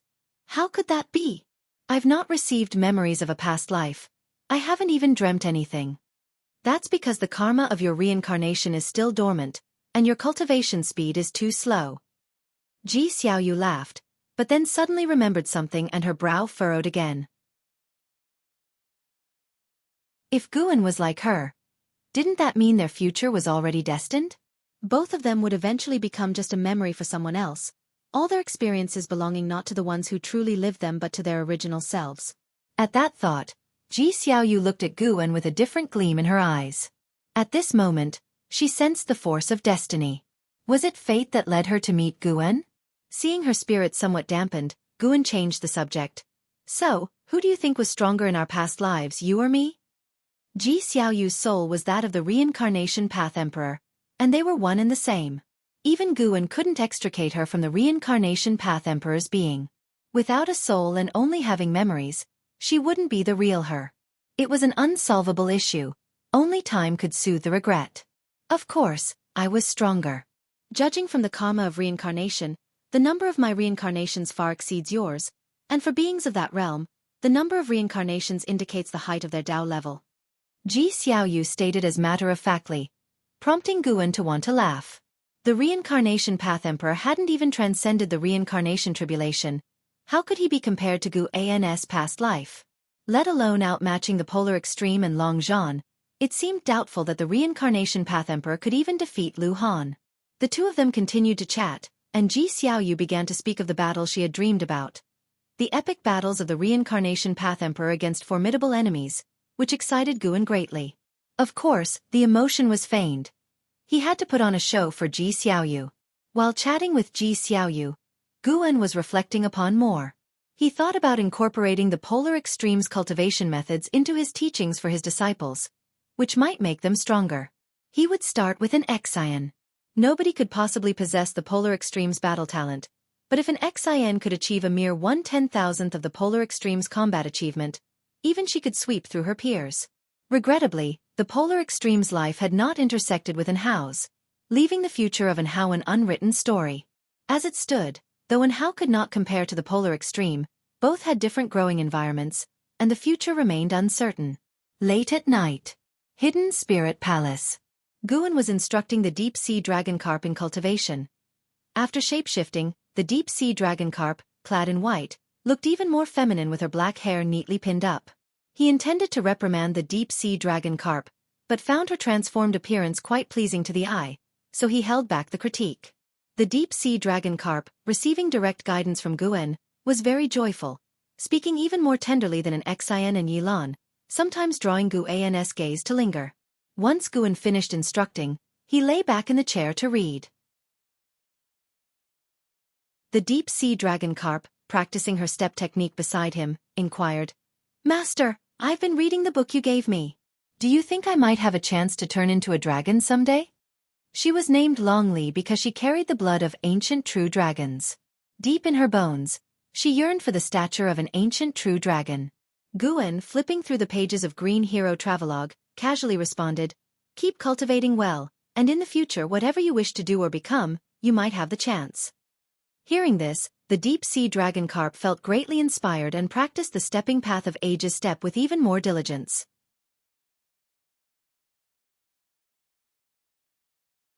Chapter 409. The darkest years above the vast ocean, clouds surged like a scene from an immortal realm, and a towering peak stood in the sea with immortal birds circling around. Atop the mountain shone a dazzling golden light from a gigantic golden mirror, spinning in sweeping beams of light in all directions. Below the golden mirror lay a spacious and bright dojo, paved with white jade. Tens of thousands sat in meditation, all from the heaven and earth flying immortal realm. The majority meditated with closed eyes, while a few looked towards the front where a majestic figure sat in meditation before the golden mirror, his presence alone stretching 100 yards high. Mortal world god. Clad in a black Taoist robe, holding a horsetail whisk, his half-white hair bundled behind his head with jade pins, his face weathered as if worn by the ages, he emitted an immense and boundless aura of Taoist sorcery simply by sitting there. Mortal god, now that the world is in chaos, when will we, the followers of divine Tao, descend the mountain to save the world? An elder suddenly spoke out, prompting everyone to open their eyes and collectively gaze at the mortal world god. Even Wuxia, from Mortal World Peak, opened his eyes to look. They had pledged allegiance to the mortal world god not merely to seek greater strength but also to fulfill their own aspirations. In their eyes, both the immortal dynasty and the holy court were preoccupied with their own power, not prioritizing all living beings. Neither deserved to rule the great heavenly spirit land. They believed that salvation required a third-party force, and the divine Tao founded by mortal world god represented their hope. Before joining the divine Tao, they had experienced its formidable power, a force they believed to surpass the immortal path. With the chief fortune of divine Tao, their strength continued to grow. Though newly joined, many were already eager to take action. Without opening his eyes, the mortal world god responded slowly, "The time is not yet ripe. We aim to save the entire world, not merely a portion of beings. Acting now might accumulate virtue, but it won't shake the immortal dynasty or the holy court. Once we are strong enough, we will crush the immortal dynasty in one fell swoop, swallow the holy court, and quickly restore peace to the world, which will truly benefit all beings." Many nodded in agreement with his words. A female cultivator asked, "Mortal god, in your eyes, is the threat from Xianxia greater, or is it the Xianxia emperor? The free immortal might not decide the fate of the world. After all, even the Xianxia emperor couldn't breach the holy court. But they all knew that to crush the immortal dynasty and the holy court, they must defeat both the Xianxia emperor and Xianxia. A monumental battle awaited the mortal world god. Upon hearing this, the mortal world god slowly opened his eyes, peering into the distance with a profound look. He said meaningfully, "Besides those two, there are greater threats in this world, and not just one. It is a time of unprecedented chaos. The future changes of the world will far exceed your imaginations, and what you currently see are merely premonitions. The true calamity has yet to descend. Day and night confused, your sin and virtue mixed, where immortals and mortals coexist, you will witness the darkest of times." Hearing the words of the mortal world god, the faces of the cultivators in the heaven and earth flying immortal realm changed drastically, and they began whispering among themselves. Wuxia also furrowed his brows, his eyes filled with worry. What really awaited them in the future? 3 years later. In a forest, Guan sat on a tree reading, while Blood Prison Great Saint lay beneath, watching an Xian cultivate with a curious look in his eyes. "Master, what exactly is she cultivating? It feels different from the previous cultivation techniques and divine skills, yet it contains those mysteries." Blood Prison Great Saint couldn't help but look up and ask. Guan responded nonchalantly, "It is my Tao. Over the past 3 years, He had integrated the ultimate battle technique and infused his own enlightenment, which he was now beginning to teach to an Xian. However, even if the level of achievement in the ultimate battle technique was the same, the strength and combat style of Guan remained distinct. He had to admit that the original user was the most suited for the ultimate battle technique. With the same level of achievement, the original user could unleash greater power, which related to will and nature. Since the simulated battle 3 years ago, Guan hadn't simulated again, feeling that he was still not ready. It was good this way. Having another version of himself as a target made life more expectant. Tao! Blood Prison Great Saint pondered thoughtfully. The forest quickly fell silent. Blood Prison Great Saint was momentarily dazed as he looked up and saw an Xian had stopped. She was standing still, seemingly lost in thought. Master, she? Blood Prison Great Saint looked up and cautiously asked. Guan flipped through the pages of the book and replied, "She is merely embracing the path enlightenment, pay it no mind." Path enlightenment? Blood Prison Great Saint was not the naive youth he once was. He understood what path enlightenment meant, an opportunity seldom encountered in life. He looked at an Xian with envy, filled with expectation. Indeed, following his master, experiencing path enlightenment and changing one's essence were not difficult. Yang Jian was unfortunate not to continue staying on. Had his heart settled, his growth would have accelerated. That foolish boy was short-sighted, thinking he had learned all the skills his master had, not realizing that his master's Tao level was profound and immeasurable. Blood Prison Great Saint's gaze returned to an Xian and noticed a new aura about her. This presence instinctively made him wary. This girl is growing so fast. Always smiling, but once she begins to cultivate, her aura is even stronger than Yang Jian's. Blood Prison Great Saint thought to himself, astonished. He tried to recall when an Xian had developed such an aura. He could not pinpoint the exact moment. He looked again towards Guan in the tree, his eyes full of admiration. If such a frail woman could be nurtured to this extent, how powerful could he become if properly trained? Blood Prison Great Saint silently vowed to become the strongest under Guan's command. Time swiftly passed. As dusk approached, an Xian suddenly woke up. Her eyes widened as she gasped for air, her forehead covered with cold sweat. Hey, what's wrong with you? Why does path enlightenment seem like you're having a nightmare? Blood Prison Great Saint asked with a hint of jealousy in his tone. He wanted to experience path enlightenment too, just like that fat rat. He suspected that the rat's rapid growth was due to continuously embracing path enlightenment even while sleeping. An Xian managed to calm herself, then turned to look at Guan and said, "Master, I just saw a figure." No sooner had she spoken than she froze. The invincible figure in her mind overlaid with Guan sitting on the tree. What figure? Guan casually asked without looking at an Xian. An Xian smiled and said, "Nothing, Master. Thank you for your teachings. Master, what is this miracle skill? It's so powerful." Guan did not hide anything and replied, "This is the ultimate battle technique. You must not mention it to anyone, including Howard. Even if you use it, you must never reveal its name." "Why?" an Xian asked, puzzled. Blood Prison Great Saint was also curious. Guan, with an expressionless face, staring at the book in his hands, said, "Because this technique originated in the future, a distant future." Upon hearing this, both an Xian and Blood Prison Great Saint froze, their thoughts wandering into an endless reverie.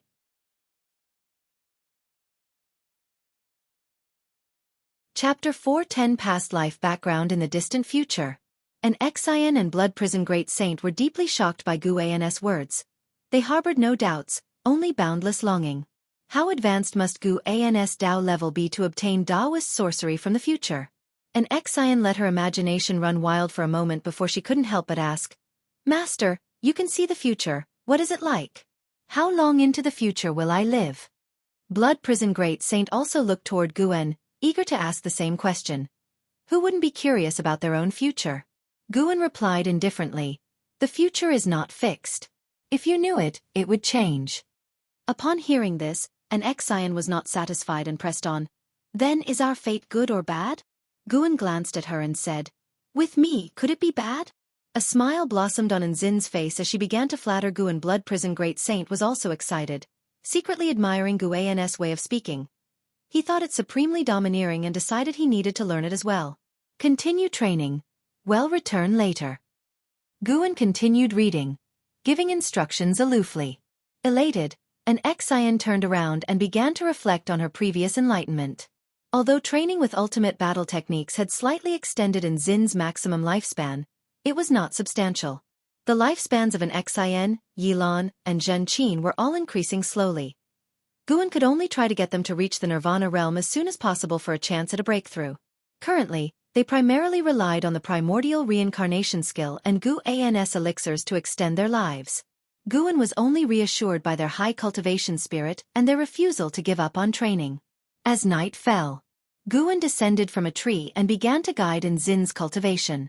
Only the next morning did they travel to Tianya Valley where, after gathering medicinal herbs, they returned to Mystic Valley. Regardless of what they were cultivating, harvesting medicinal herbs and accumulating lifespan were Gu-Ans' highest priorities. Nothing could delay this. Recently, Guan was contemplating another matter. Where should he break through next? He felt that breaking through in the silent destruction domain would sooner or later bring great trouble to the great heavenly spirit land. The thought of facing immortals still pressured Guan. A more distant place for the breakthrough was necessary. The universe was vast after all, hiding other great heaven and earths. It might bring trouble to other lands, but sacrifices had to be made to preserve his own land. 2 years later, at the age of 730, Guan was visiting Yi Mansion within the subsect where he and Yilan sat listening to Zhenqin recount thrilling battles from years past. Energetic, she occasionally stepped on a stool, her emotions fluctuating with the dramatic shifts of the events. Guan was very supportive, not only listening intently but also expressing various emotions. Yilan did not intervene.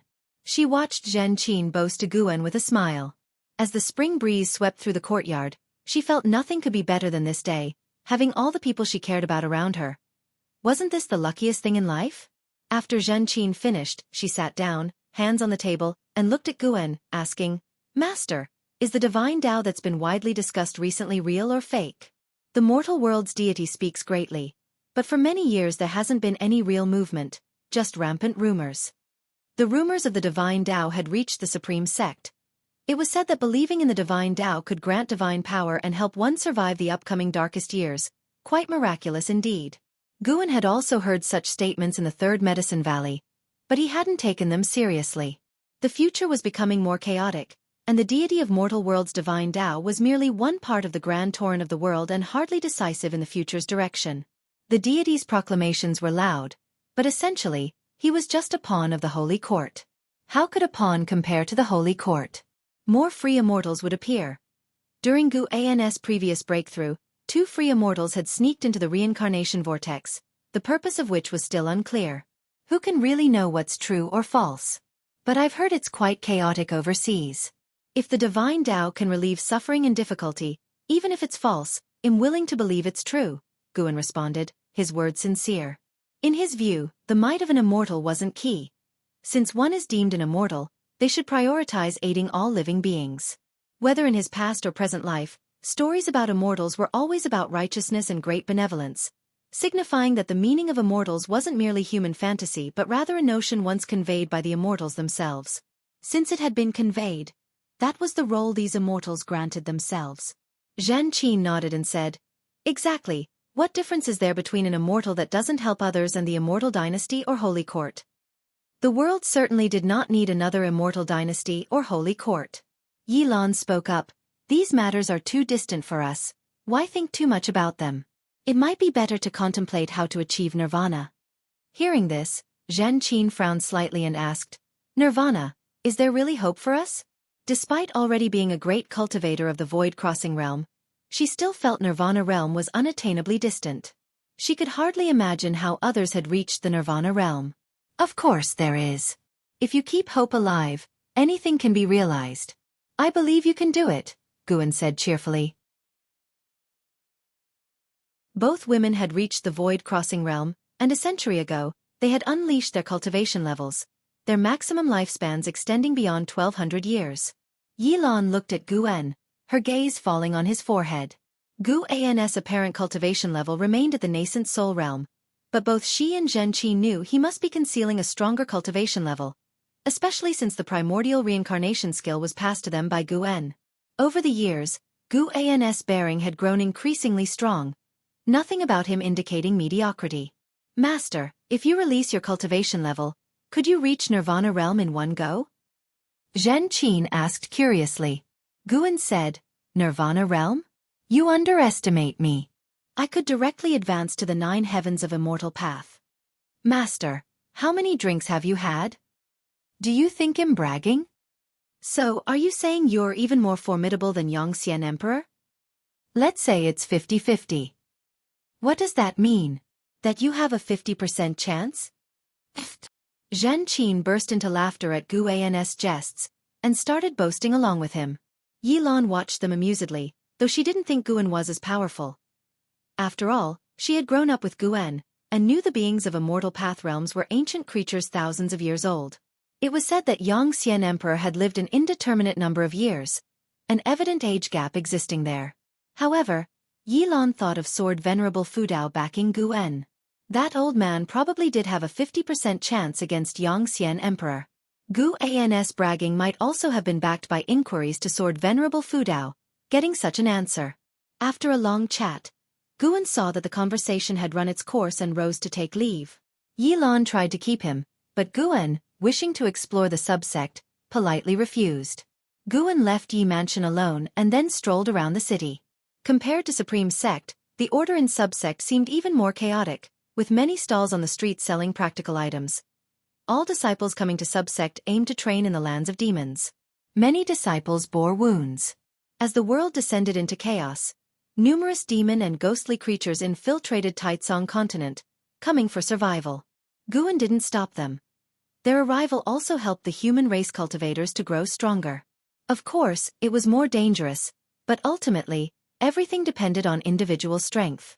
Great demon creatures brought not only competitiveness but also demon treasures, providing more resources for cultivators. The current Guan didn't hunt. Merely harvesting medicinal herbs sufficed to significantly increase his lifespan. As he walked, Guan saw someone. Xianxia, the entity bound by the causality of reincarnation, whose true self was a free immortal undergoing reincarnation tribulation. He was also well versed about reincarnation path emperor, clearly no ordinary figure. Guan even suspected he might be the reincarnation of Saint Heaven. Guan approached and stopped Xianxia, hesitantly saying, Brother Zhang. Xianxia recognized Guan too. He was deeply impressed with the Valley Master who invented Go. He smiled saying, Taoist friend Gu, it's been a long time. I didn't expect you to remember me. Seeing that his cultivation and lifespan hadn't changed much, Guan warmly said, Indeed, it's been a while. How about we find a pavilion and have a chat? Xianxia didn't understand Guan's enthusiasm, given they had only exchanged a few words initially, but he didn't refuse. The two made their way to the inn, laughing and talking. 30 minutes later, Guan sat opposite Xianxia. Seeing the pleasantries were over, he picked up the wine jug, poured wine for Xianxia, and smilingly asked, Taoist friend, why have you come to the subsect? Xianxia answered, I'm investigating an enemy who has concealed his identity and potentially hidden himself in Supreme Sect. Upon hearing this, Guan frowned and asked, Do you need any help? You're not even asking about our enmity? What if I was the one at fault? If that were the case, he wouldn't need to conceal his identity. Supreme Sect, as a sect of the righteous path, would assure justice if he joined them, Guan seriously stated. Xianxia shook his head with a wry smile, seemingly trusting Supreme Sect excessively. Thank you for your kindness, but I can handle it myself. I mustn't trouble others or involve the innocent. While talking, Xianxia kept his eyes on Guan's forehead, asking, Brother Gu, do you understand the golden Tao patterns on your forehead? Guan touched his forehead and said, A friend from the Immortal Dynasty mentioned they were Tao patterns, something that forms with path enlightenment. Xianxia smiled. Impressive that you know. These indeed are Tao patterns formed from path enlightenment, and not just any common enlightenment. He appraised Guan, pondering, Your past life must have had a significant background. Guan, wide-eyed, asked in surprise, My past life? That's right, your past life definitely belonged to one of the top powers of heaven and earth, but who exactly, I can't see through yet, Xianxia said, his gaze on Guan deepening. Gotcha. Guan frowned, asking, Then what should I do? Does my reincarnation mean I have some sort of mission? Shaking his head, Xianxia replied. Don't think too much about it. Your task is simply to live this life with your heart, and knowing your past life is to help you live with more confidence. His fondness for Guan grew. Upon learning about his past life, Guan didn't boast about his greatness but pondered the purpose of his reincarnation. Isn't that a form of enlightenment itself? Guan sighed in relief, smiling. That's a relief. I'm used to living a peaceful life. Honestly, I'd be scared if suddenly burdened with some mission.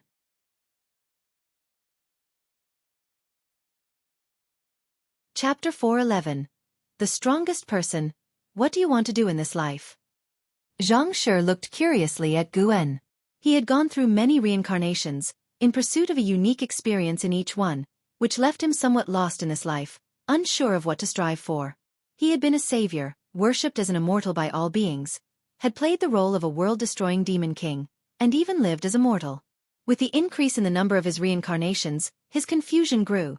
This was why his original memories had awakened prematurely. He was searching for direction. Guan answered, tend to flowers, grow plants, chat and play chess with friends and disciples daily. If I could live my whole life like this, I would be completely content.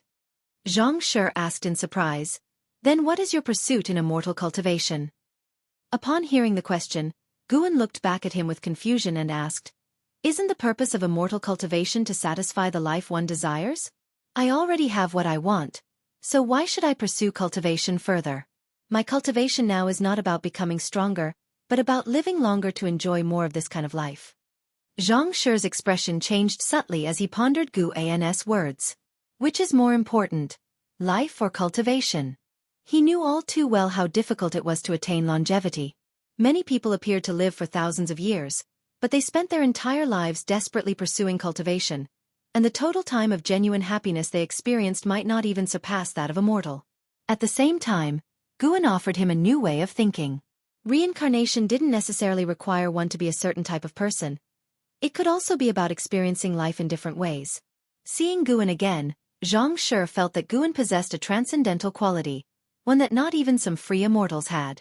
This aura, combined with the philosophical impact of Guan's ideas, suddenly elevated Guan's image in Xianxia's heart.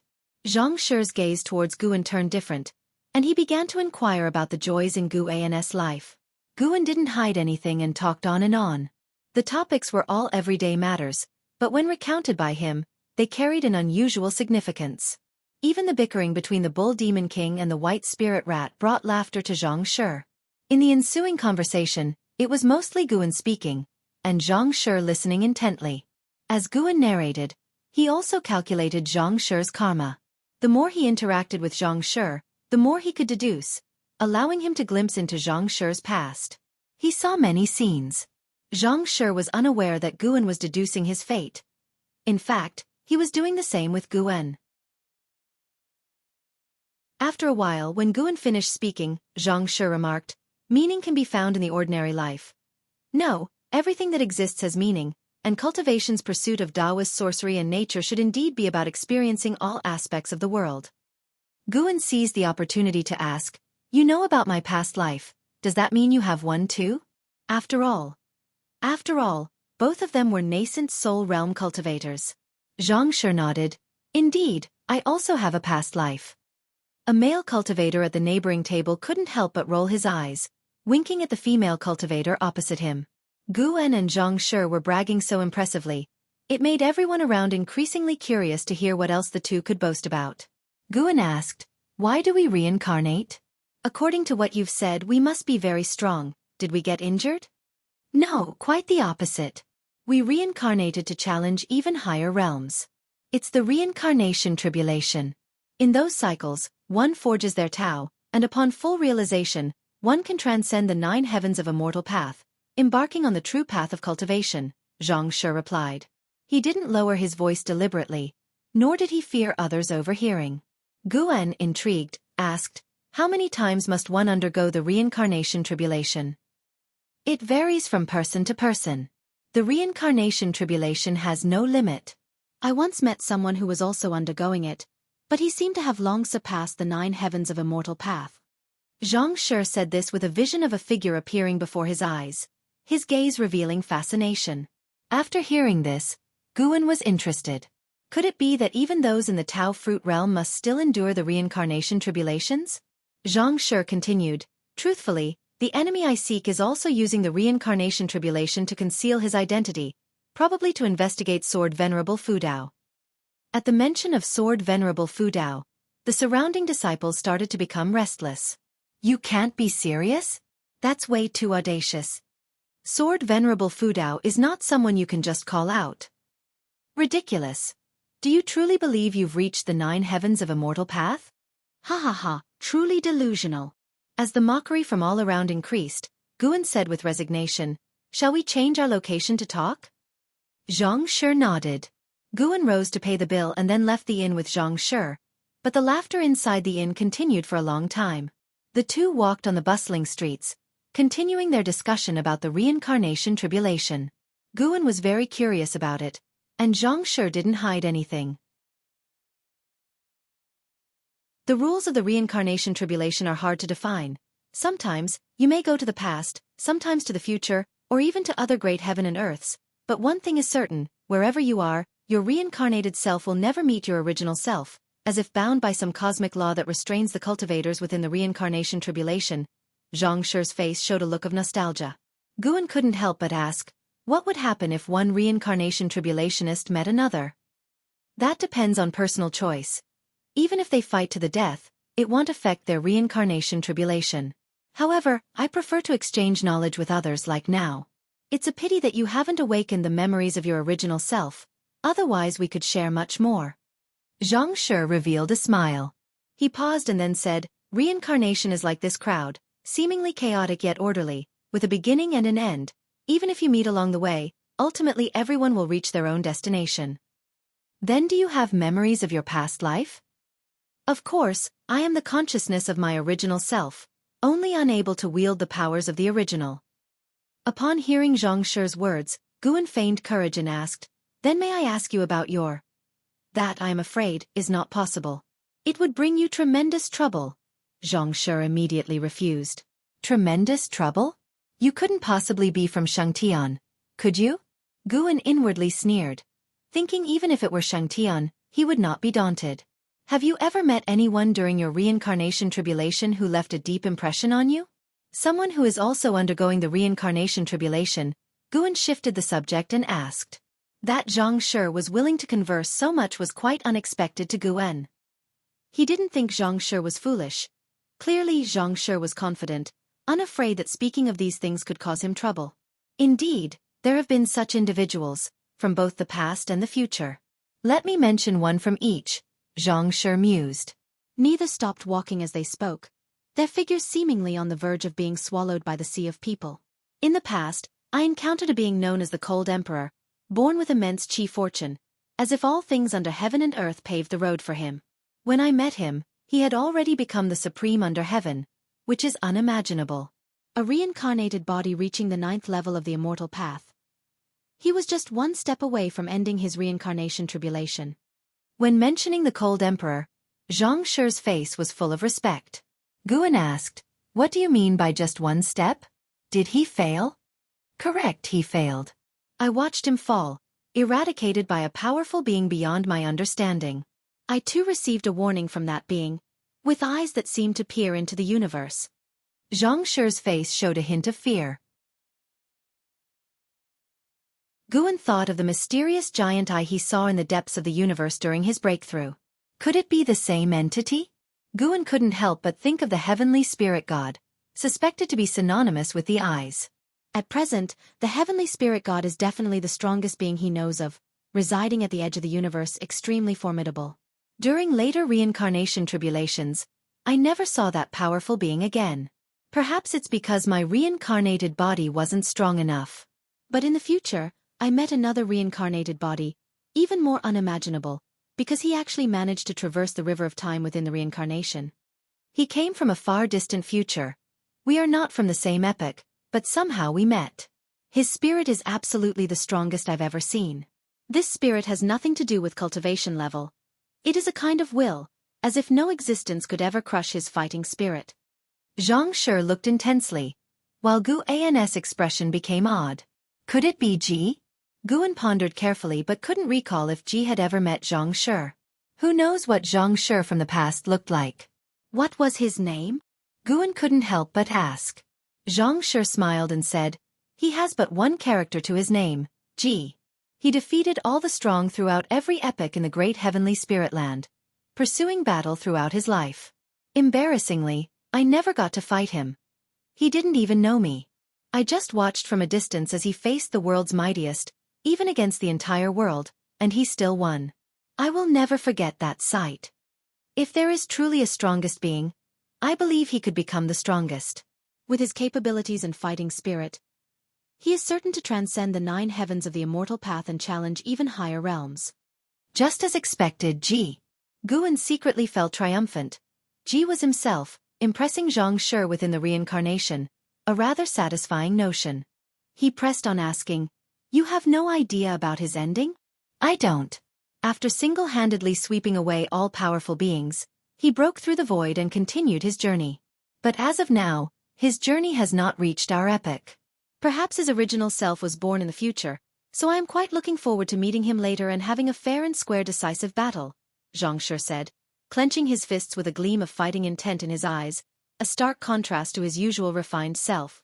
Guan really wanted to say you wouldn't stand a chance. Just then, a voice came from ahead. Aren't you afraid of being backlashed by the reincarnation for revealing its secrets? Guan looked over to see a monk approaching, his appearance handsome and dressed in a simple monk's robe. His gaze was sharp as knives, focusing intently on Xianxia. When Xianxia saw him, his expression did not change. Rather, he stared back at the monk and said, if you are not afraid, why should I be? They faced off without any display of aura, causing passers-by to look at them in confusion. Guan whispered, who is he? He couldn't be. He is the enemy I was looking for. He does not belong to the great heavenly spirit land. He comes from outer heaven, Xianxia replied. The monk then said, we are all in the reincarnation. Why differentiate between inner heaven and outer heaven? Do you think you can stop me in reincarnation? Are you afraid of sword venerable Fudao? Xianxia stared at the monk, asking with a cold voice.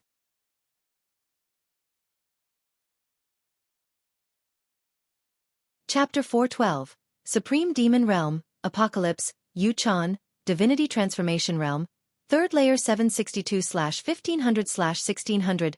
Guan performed a lifespan detection on the monk, but unfortunately, he could not discern anything significant. However, he could sense that the monk named Yuchan was connected to the heavenly demon through karma. Free immortals from the great heavenly spirit land could reincarnate into other great heaven and earths, so naturally there might be outsiders reincarnating here. Guan was curious about what grudge existed between Yuchan and Xianxia. Currently, they didn't seem to be the two mysterious free immortals who had infiltrated the reincarnation vortex. Sword Venerable Fudao? What is there to fear? I have no feud with him. I didn't come here for him. Shouldn't free immortals avoid making enemies with one another so easily, right? While Yuchan spoke, his gaze remained sharp. Xianxia responded, indeed, we shouldn't make enemies easily, but when encountering a Dao stealer, our Daoist paths differ and cannot conspire together. Although their cultivation levels were not high, as they spoke and looked at each other, Guan could feel the clash of their Daoist intents. Ultimately, the essence of their souls were that of free immortals. Reincarnation merely temporarily suppressed their power. Guan feigned a cough and said, how about we talk somewhere else? He could tell that neither Yuchan nor Xianxia really wanted to fight. They were merely talking without engaging in combat, clearly wary of Sword Venerable Fudao. Xianxia coldly said, let's go outside. Yuchan's expression was also cold. He agreed and both turned to leave. Just as Guan was about to follow, Xianxia turned back and said, this is my grudge with him, you don't need to get involved. No worries, we are all reincarnators. Let's speak kindly. Guan continued the conversation, then walked past Xianxia, catching up with Yuchan and started making small talk. Yuchan was not someone incapable of communication. Faced with Guan's questions, he too would respond. Xianxia followed, frowning. After about half an incense stick's time, the three of them arrived at a forest outside the subsect. Xianxia and Yuchan stood opposite each other with stern expressions, and in this place, they no longer restrained their murderous intent. Both having reincarnation bodies, it doesn't truly matter who dies. The hatred won't dissipate either. Why not sit down and talk, exchange insights? Guwen suggested. Xianxia spoke. He and the force behind him cultivate by devouring heaven and earth, Taoist sorcery. Their stance is naturally opposed to ours. There's no need to talk. Yuchan looked at Guwen, showing a smile and asked, "May I know under what name does Taoist friend's true self go?" Free immortals, standing above all creatures and traveling the universe with ease, lived for tens of millions, maybe even hundreds of millions of years. They had likely heard of each other's names. No free immortal remained unknown. Sword Venerable Fudeo's true identity must also be renowned. At least that was what Yuchan thought. Upon hearing Xianxia's words, Guwen pretended to be surprised and looked towards Yuchan, while Yuchan let out a cold laugh. In the daylight, his laughter was terrifying. The path of the great Tao is one of strife. Isn't the reason we possess spiritual wisdom to fight? This is the heavenly Tao. Yuchan said with a sneer, raising his right hand and summoning golden flames in his palm, within which he formed a small tower. Xianxia also raised his hand, with red dragon strength energy rising from his feet, encircling him, all heads of the dragons focusing on Yuchan. The wind in the forest also halted. Guwen grew even more curious about the origins of the two. Xianxia seemed to be a person from great heavenly spirit land, but apparently had no ties with Holy Court or Immortal Dynasty, while Yuchan came from Silent Destruction Domain. A Tao stealer seemed similar to the Battle Court, not exactly benevolent. Guwen had no intention of intervening, for he had foreseen what would happen next between the two. Yuchan and Xianxia faced each other with escalating aura. After a while, Yuchan mocked, "It seems your reincarnation tribulation has reached a bottleneck." Xianxia maintained an expressionless face and said, "Seems you two have come with a certain mission and can't afford to die easily. Truly ridiculous. No courage to fight, yet making all this fuss." Yuchan followed up, "The beings in this realm have forgotten you. This is the era of Yangxian Emperor and Shengtian. Be at peace with your tribulation crossing, pursue your own Tao, why go against the heavenly trend? You know well the grand trends of the heavenly Tao." Xianxia calmly said, "Indeed, I can't manage too much, but don't even think about harming the beings of this land." With Sword Venerable Fudao here, would I be so foolish?" Yuchan answered dismissively, then looked toward Guwen, "Taoist friend Gu, if you awaken the memory, consider joining us at the Supreme Demon Realm. I might even be able to secure a demon city for you." Supreme Demon Realm? So he was part of the same group as the Demon Shore.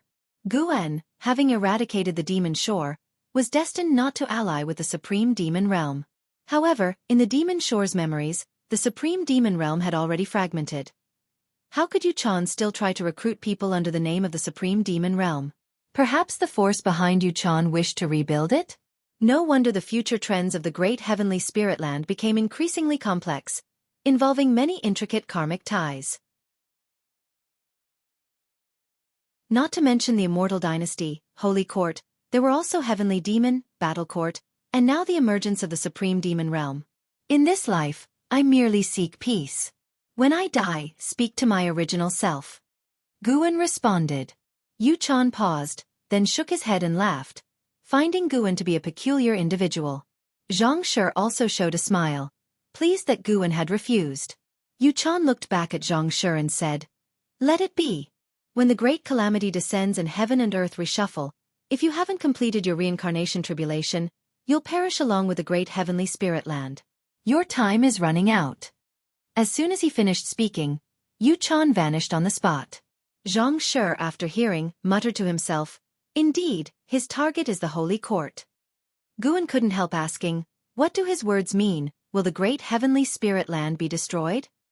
Xianxia looked at him and said, "Because he has predicted the calamity of the great heavenly spirit land. This is an inevitable path of heavenly and earthly evolution and also the time when the rules of heaven and earth are weakest. At that time, all beings in the great heavenly spirit land will be affected, and the free immortals undergoing reincarnation tribulation will return. If other free immortals from outer heaven descend, the heaven and earth could indeed be destroyed." Guwen pressed further. "How far off is that day?" "That is unknown." With those words, Xianxia walked towards the forest. Guwen asked, "Where are you going?" I'm going to try out your life, but not in the supreme sect, Xianxia said without turning back. Guan watched him leave, looking as the red dragon's strength energy dispersed from him. For ordinary people, reincarnation is an insurmountable chasm, yet for great cultivators, it seems to be a chance and fortune. After watching his figure disappear, Guan too turned and left.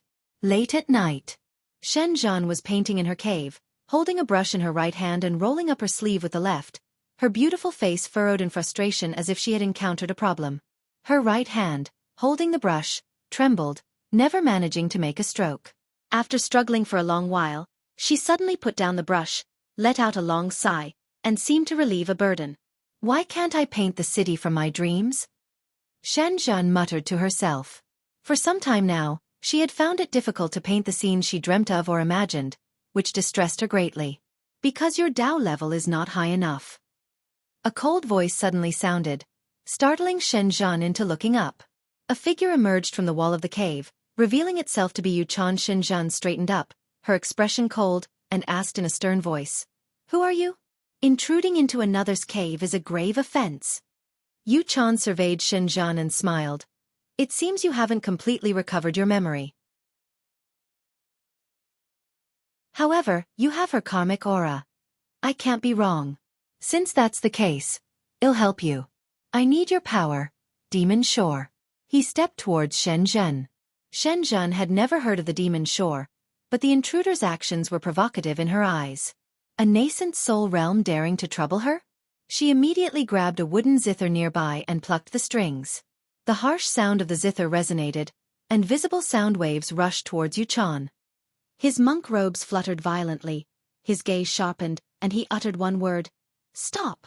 A burst of golden light shot from his eyes, transforming into a golden stop character, striking Xianxia at tremendous speed, immobilizing her. Xianxia's eyes widened, filled with disbelief. She was of the void-crossing realm, yet she had been easily immobilized? Yuchan's mouth curved up. "Your temperament is exactly like that of the Demon Shore, truly worthy of being the reincarnation body she chose." As he continued to approach, Xianxia said sternly, "I am not the Demon Shore. Within the supreme sect, do you dare to mess around? Are you seeking death?" She was anxious in her heart, wondering why the great cultivators from the Third Medicine Valley hadn't yet arrived. Instead of thinking of Guan, her thoughts turned to the chess-loving great cultivators of the Third Medicine Valley, which was less than 200 miles from her cave. She had always believed her cave to be safe, never anticipating such an incident. "I did not mess around, and I will bestow a great opportunity upon the supreme sect." Yuchan smiled as he reached her, his right hand raised, about to grab Xianxia's head. Her pupils trembled, panic overwhelming her. Suddenly, a hand pressed on her shoulder from behind, startling her, and her heart skipped a beat. She glanced back instinctively with her peripheral vision. The hand on her shoulder pulled her back, causing her to fall uncontrollably backward as she saw a figure. The man had an exceptionally handsome face, with lifelike golden patterns on his forehead. At that moment, Xianxia thought she was seeing an immortal lord from the heavens. It was Guan. Xianxia was dazed for a moment, then snapped back to reality. Guan pulled Xianxia behind him, then looked at Yuchan. "Is it you? What are you trying to do?" Now it was Yuchan's turn to frown. He completely hadn't seen how Guan had come in. This man was also a reincarnated free immortal. If he were to interfere, that would be unfortunate. The look Yuchan gave Guan was filled with chilliness, a stark contrast to his warmth from earlier this afternoon. "Breaking into a female disciple's cave late at night is hardly the behavior of a monk," said Guan expressionlessly, his tone lacking the warmth of the afternoon. Yuchan squinted his eyes and asked, "Do you know each other?" Xianxia felt a warm flow from Guan's palm enter her shoulder, restoring her bodily freedom, which relaxed her. She quickly spoke, "Guan, this person's cultivation is not simple. We must be cautious." She was incredibly shocked. The sealing technique that she couldn't break free from, Guan had managed to unlock it easily.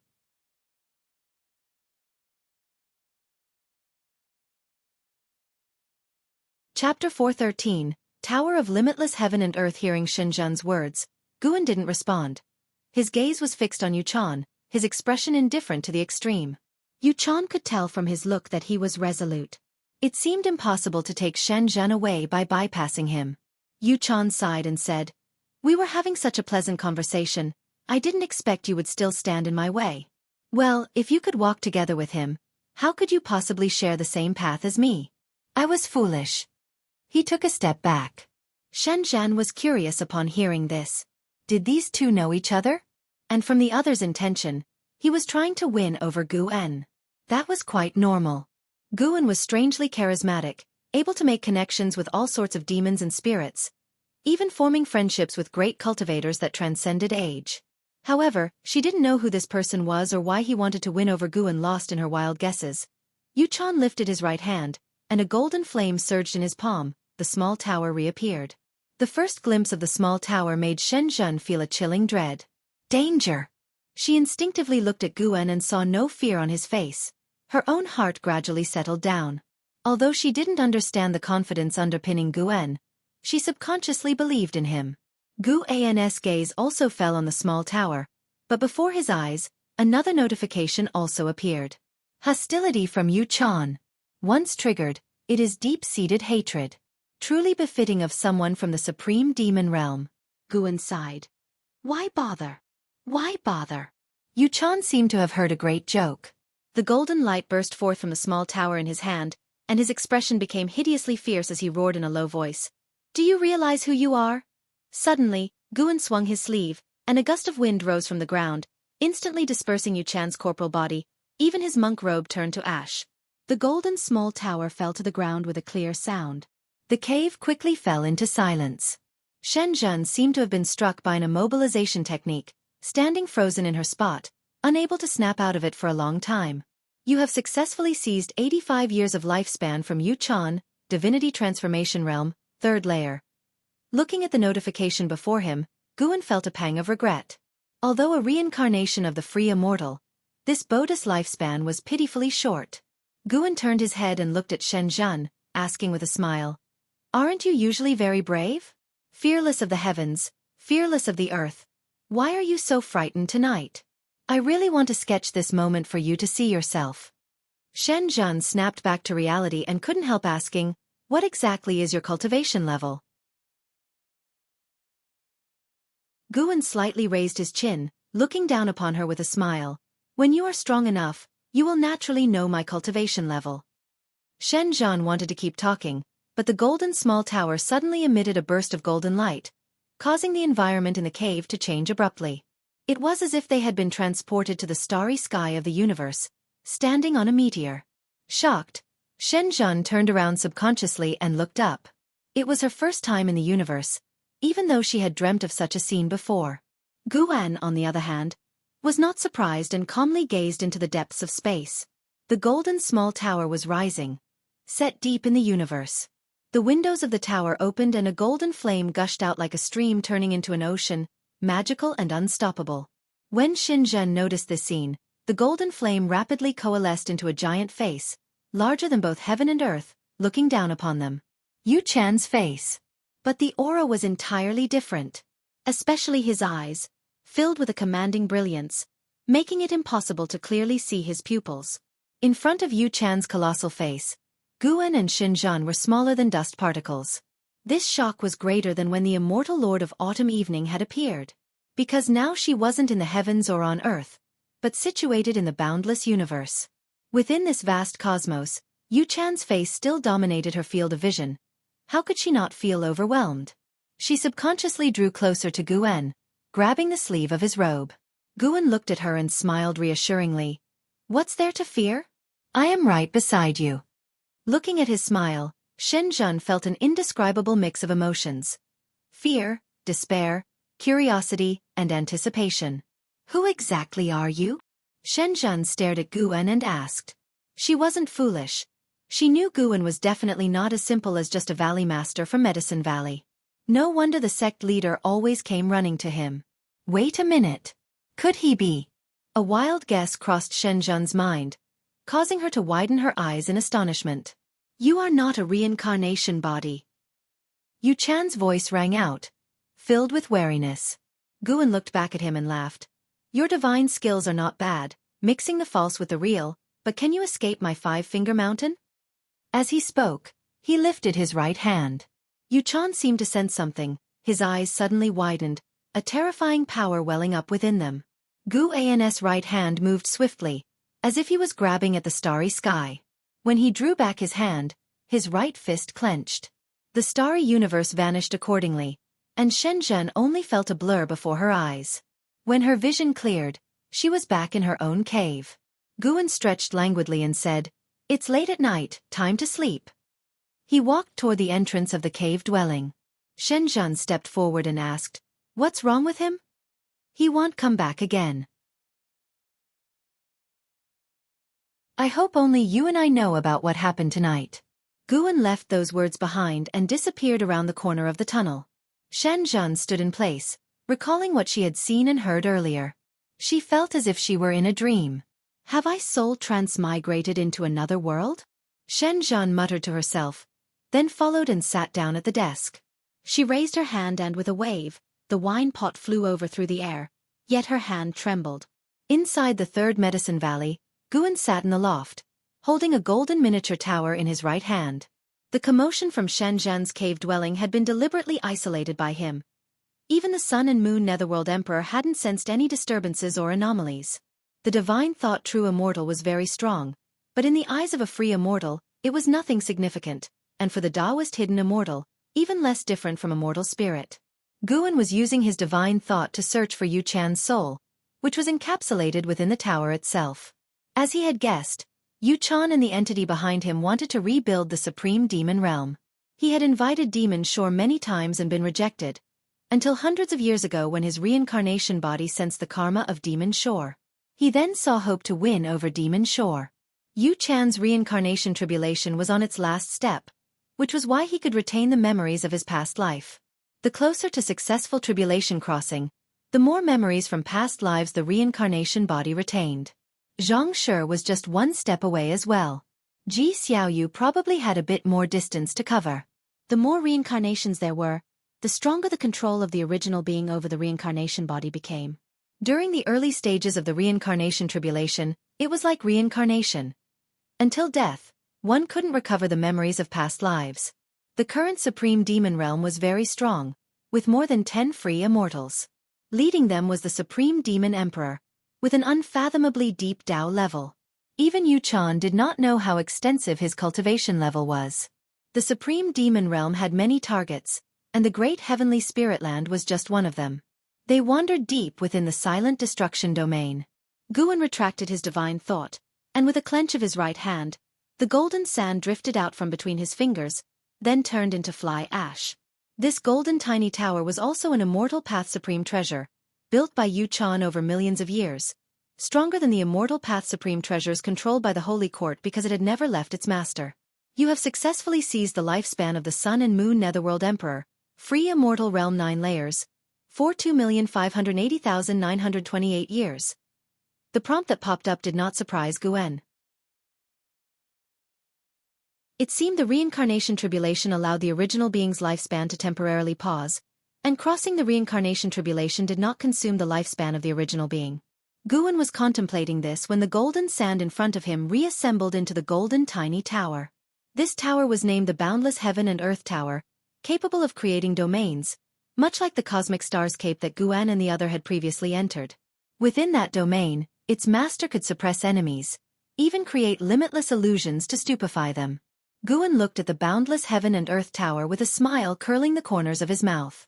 He began to erase all karma within the Boundless Heaven and Earth Tower. A difficult task for a free immortal, but trivial for the current him. The moon set and the sun rose. With the arrival of the early morning, not a single shred of karma from the supreme demon realm remained in the Boundless Heaven and Earth Tower. It was like a blank sheet, heavy with boundless power. Guan hung the palm-sized Boundless Heaven and Earth Tower on his belt alongside Qingtian Peak as another ornament. After finishing all this, he stood up and went downstairs to go through his exercises. Approaching noon, Shenzhen came looking for Guan, just in time to see him playing chess with Long Qing. After going out to practice with Xianxia for a while, Long Qing returned, studied even harder, and began delving into chess. Much like the Nine-Finger Divine Lord, he felt that there was a great Tao hidden in the black and white, and even his master Xianxia did not refute such a guess. Guan was using the 7 stars mirror as a fan, gently waving it. Xianxia approached the crowd and saw him like this, dying to scold him. But then she thought of last night and her feelings complicated once again. Faced with Guan's mysterious and terrifyingly powerful means, she felt an innate awe and could no longer regard him as she used to. Guan turned his head to look at Xianxia and threw her a challenging gaze. As if to say, "Dare to play a game?" Xianxia glared at Guan, muttering to herself, "How could I possibly win against you? No wonder no one else can beat you either." A breeze blew past, stirring the strands of hair by Xianxia's ears. She watched Guan quietly, feeling him to be so distant, unreachable through the ages, yet so real, like an illusory reflection in water. With an immense universe, she unexpectedly had such a great cultivator hidden by her side. She couldn't understand why Guan chose to conceal his cultivation level. But she began to review Guan's life, and looking back now, every move he made, every action seemed to hide a profound truth. What was his world like? Xianxia thought absent-mindedly. Leaves flew up behind her, rapidly turned yellow as they ascended to the sky, and ultimately fell to the ground, becoming part of Earth's greenery. Leaves grew and fell, year after year. 10 years had passed. In the deep autumn, Guan stood up, leaving the chessboard. The man he had been playing with, a white-haired elder, agonized over the game board. Guan walked toward his loft, his gaze lifting to the sky.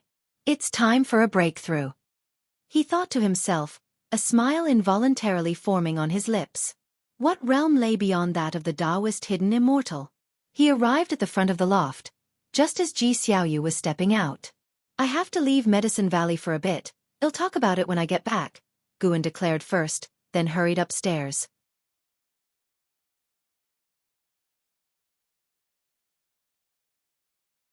Chapter 414 Reincarnation Tribulation Crossing. Xiaoyu stood in front of the attic, looking up at the window on the 2nd floor. She was curious. Where was Guan going this time? She waited for a while, and Guan came downstairs again. She immediately stopped Guan and said, "First agree, you must spar with me when you return." Guan looked at her and nodded. "All right, I want to see the progress of your cultivation over the years." Seeing that he had agreed, Xiaoyu finally smiled and shifted to the side. Guan raised his hand, ruffled her hair, and then quickly walked away. Xiaoyu turned around, watching him leave. She raised her hand to touch her head, her thoughts drifting back to her childhood. It had been a long time since he had touched her head. "Time really flies," Xiaoyu murmured to herself, her tone revealing a sense of reluctance. On the other side, Guan arrived at Mystic Valley. He didn't leave immediately. Instead, he went to observe the cultivation of Xianxia and Jianghu. The master and disciple liked to cultivate in the woods. Now, Jianghu had nothing left to teach Xianxia. They mostly discussed and helped each other with their cultivation. Seeing Guan's arrival, the master and disciple were excited, which made Guan reflect. Had he been too indifferent toward them? Guan was already aware of their feelings. He just had been too lazy to teach them and had decided to let them temper their own characters. Guan raised his right hand, and 5 secret books appeared, letting them each choose one. The master and disciple were not fools. They chose different secret books, specifically Heaven and Earth Primordial Skill and Taoist Gang Primal Energy. After encouraging them a few words, Guan turned and left. Holding the secret books, the master and disciple felt a surge of excitement. They looked at each other, both sensing a promising future. Cultivate well. Do not disappoint, master. Also, don't think about leaving.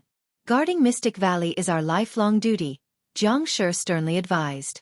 And Xianxia nodded. He felt the same way. In the future, he would only leave for revenge. Once the revenge was done, he would return to show his gratitude. Practicing under Sword Venerable Fudao for thousands of years wasn't much, as long as they could continue to live and cultivate under Fudao's guidance indefinitely. After leaving Mystic Valley, Guan walked towards the distance on foot. His gaze fixed on the reincarnation vortex in outer heaven. He decided to go into the reincarnation vortex to cultivate. He had previously sent an incarnation to infiltrate it. The reincarnation vortex wasn't another world. Aside from the dense reincarnation rules, it served more as a transmission channel, accessing countless realms. This was also why Xiaochuan had not reappeared since entering. He had been reborn in another realm. After many years of consideration, Guan still felt that breaking through in the silent destruction domain was too dangerous. Would the heavenly spirit god carry out a thorough search if alarmed? Or perhaps invite more mysterious immortals? Though not sure from where the relentless immortals pursuing him hailed, Guan was full of apprehension regarding their backing forces and did not want to disturb them. As Guan reflected, he strolled forward leisurely as if touring beautiful mountains and waters, not walking quickly. An ancient hour later, Guan emerged from the great heavenly spirit land.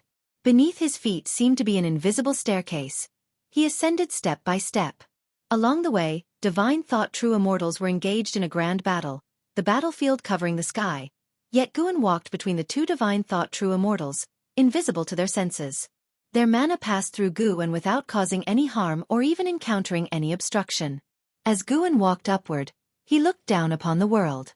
Above him was the cosmic starry sky, and from there, scenes of battle were visible everywhere in heaven and earth, making great heavenly spirit land seem like a grain of sand in the vast ocean, rendering no corner of this universe unblemished. The struggle between the immortal dynasty and the holy court seemed endless, continuing for countless years, with numerous sects and dynasties seizing this opportunity to wage war and plunder resources. Out of the mystical depths, a malicious energy enveloped the vast expanse of the heavenly spirit land. As Guan was about to approach the reincarnation vortex, he withdrew his gaze and looked up. The reincarnation vortex, transformed by the Yuanshu ancestor, had become stronger. A continuous stream of lost souls flew towards the reincarnation vortex, their spectral forms equally mysterious, invisible and untouchable to even living spirits. Guan did not stop, quickly stepping into the reincarnation vortex. Once inside the vortex, he found himself in darkness, unable to see the souls, only feeling the Taoist aura of causality, reincarnation, fate, and souls from all directions intertwining and complicating the rules of the Tao in this place. Having previously experienced this path through an avatar, Guan was not curious. He continued onward. After taking a long journey, Guan saw twinkling stars appear ahead, and with each step, the number of stars increased significantly. These stars represented different dimensions. Some were like the great heavenly spirit land, while others were from lower realms like those of the blood prison great saint and Lu Ling Jun. Needing a vast amount of spiritual energy, Guan naturally headed for a great heaven and earth. Since the road was endless, he did not always make a choice, but, upon seeing a great heaven and earth comparable to the heavenly spirit land, he walked directly towards it, quickening his pace. Soon, Guan emerged from the darkness and arrived in the cosmic starry sky. Stepping out of the vortex, his vision still lingered on the reincarnation causality, where he saw continuous souls flying towards the vast great heaven and earth ahead. As they barely approached the heavenly barrier of the great heaven and earth, the souls vanished into thin air. Reincarnation. This scene was quite beautiful. Such were Guan's thoughts as he turned and walked deeper into the void. This great heaven and earth was still enveloped by the silent destruction domain, but it was extremely far from the heavenly spirit land, and even with Guan's divine thoughts, he could not see the heavenly spirit land from here. It was as if he had come to another universe. Half an ancient hour later, Guan was meditating on a desolate continent drifting in the silent destruction domain, as vast as the Taitsong continent but devoid of flora and fauna, everything appearing dead. He activated the lifespan barrier. He didn't strive to break through immediately but rather gazed into the distance. Luck wasn't very good.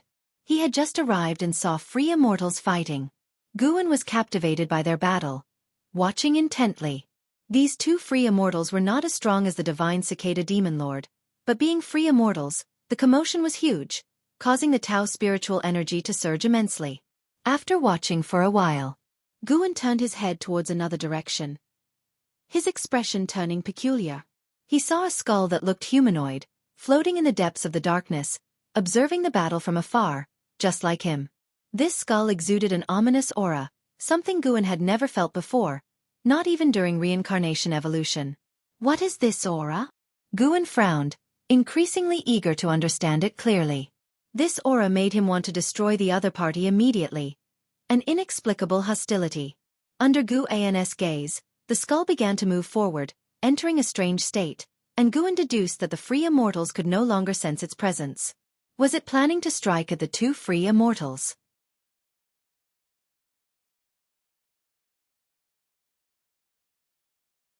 Chapter 415. Breakthrough to the perfect Shen Yuan Zizai immortal realm. Guan watched as the skull moved forward.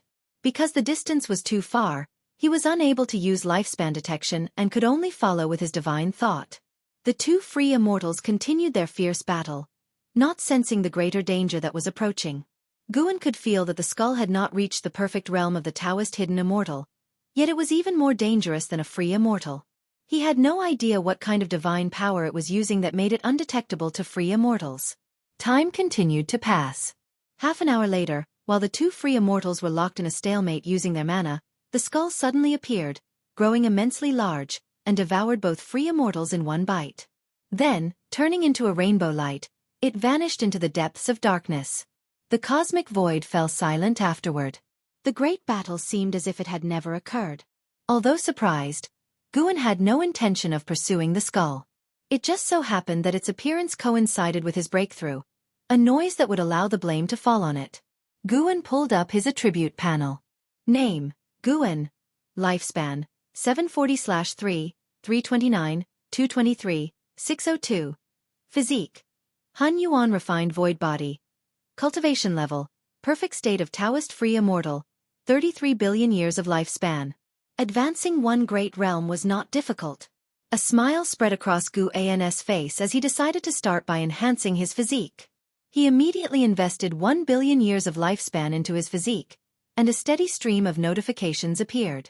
Initially, he did not succeed in advancing. Without hesitation, Guan invested another billion years of lifespan, and the Han Yuan refined void body successfully advanced to the Han Yuan Taoist golden body.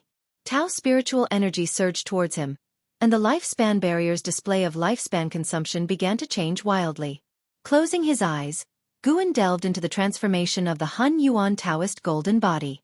Golden patterns on his forehead began to wrap around flames, and his skin started to shine with a golden light, his entire being exuding an indescribable divinity. The Han Yuan Taoist golden body enabled his flesh to compare with the power of rules and be compatible with the Tao, allowing for a perfect embrace of all Tao rules.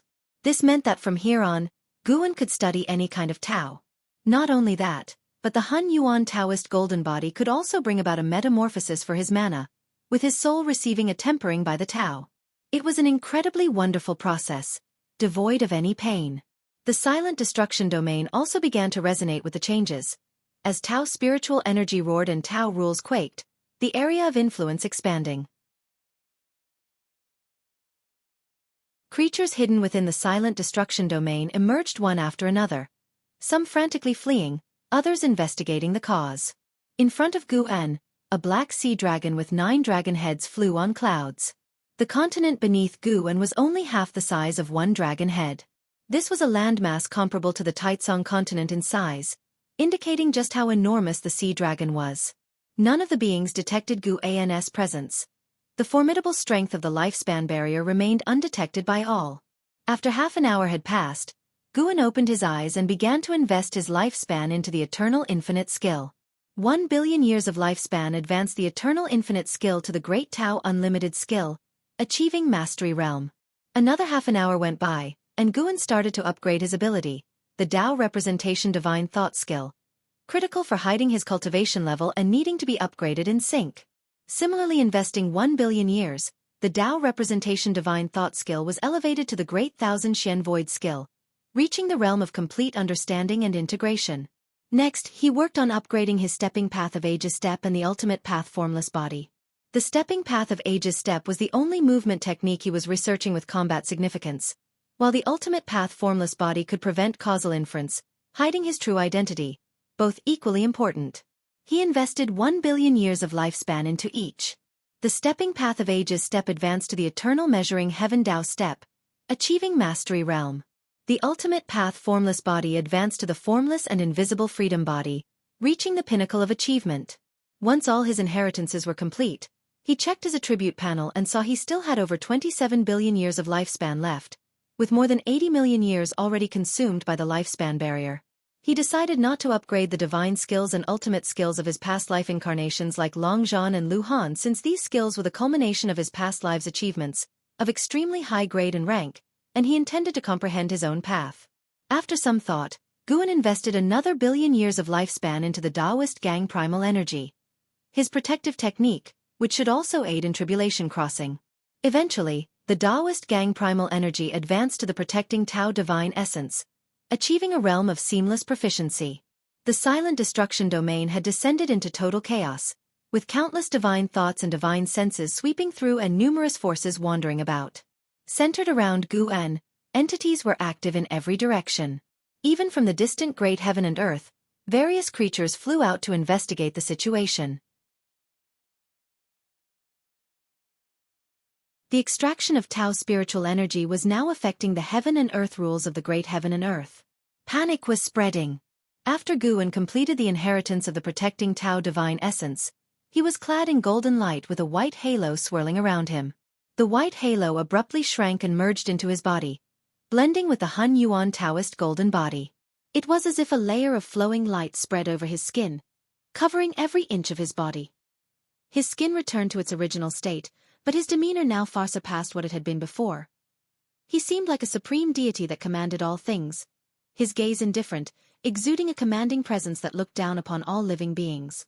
Guan pulled up his attribute panel and saw he had over 25 billion years of lifespan left. He began to compose himself. The next moment was of utmost importance. Breaking through the realm. 1 billion years underway. You have been practicing qi absorption cultivation for 5 million years, forcibly attempting to break through to the Xianyuan's Xian realm with the great accomplishment of the Great Tao unlimited skill, beginning your tribulation crossing, but you have not survived the mysterious reincarnation Great Heavenly Tao tribulation crossing has failed. You have been practicing qi absorption cultivation for 10 million years, forcibly attempting to break through to the Xianyuan's Xian realm with the great accomplishment of the Great Tao unlimited skill, beginning your tribulation crossing, but you have not survived the mysterious reincarnation Great Heavenly Tao tribulation crossing has failed. A tribulation crossing every 5 million years? That's quite harsh. The last time it was only once every 2 million years. Guan merely sighed inwardly, but in fact, he had long been mentally prepared. As long as the breakthrough succeeded, any amount of lifespan spent along the way was just a number. Ultimately, 100 million years of lifespan did not bring success. He had failed 20 times. He continued to invest his lifespan. 100 million after 100 million, Guan's expression remained unchanged, as if he was undisturbed by the waves.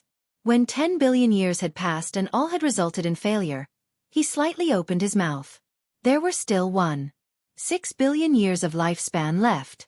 No need to panic. Guan continued to invest in increments of 100 million years, and his countenance grew more solemn because of it.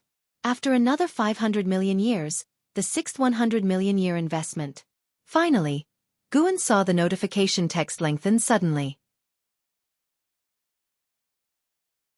You have been practicing qi absorption cultivation for 45 million years, forcibly attempting to break through to the Xianyuan's Xian realm with the great accomplishment of the Great Tao unlimited skill, beginning your tribulation crossing, and you have survived the mysterious reincarnation Great Heavenly Tao tribulation crossing successful. Your cultivation level has broken through to the early stage of the Xianyuan Xian realm.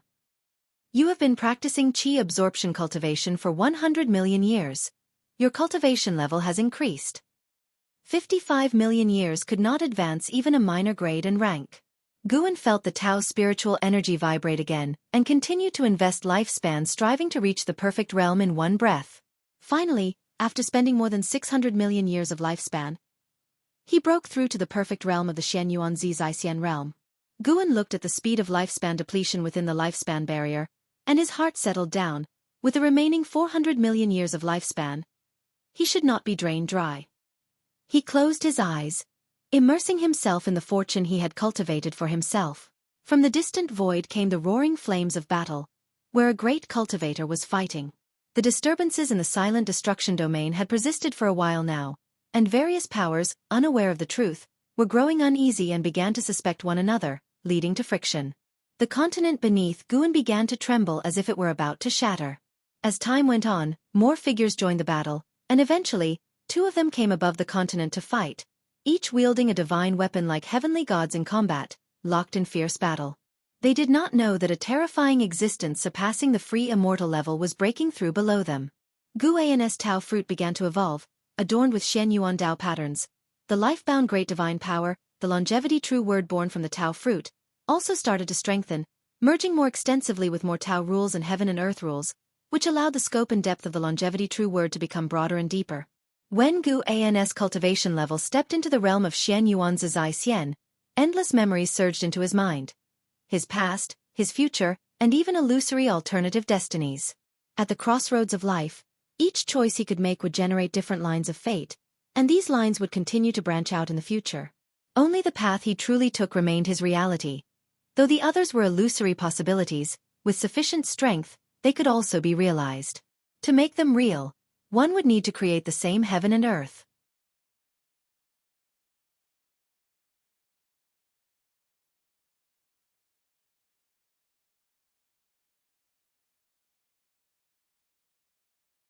His eyes gradually emitted brilliance. With a boom, the whole universe shattered, and Gu An's consciousness returned to the present. He was still sitting cross-legged on the broken continent, protected by the lifespan barrier. Xianyuan Zi Zai Xian realm. Early stage. The breakthrough was still ongoing. Gu An's perception of the Tao became clearer. His comprehension of cause and effect, fate, and reincarnation deepened. These were mere transformations in the essence of his life. If one spoke of power, his mana phasa passed that of the Taoist hidden immortal realm. While the Tao's spiritual energy continued to flood his body, Guan began to probe this universe. His divine thought could see farther away.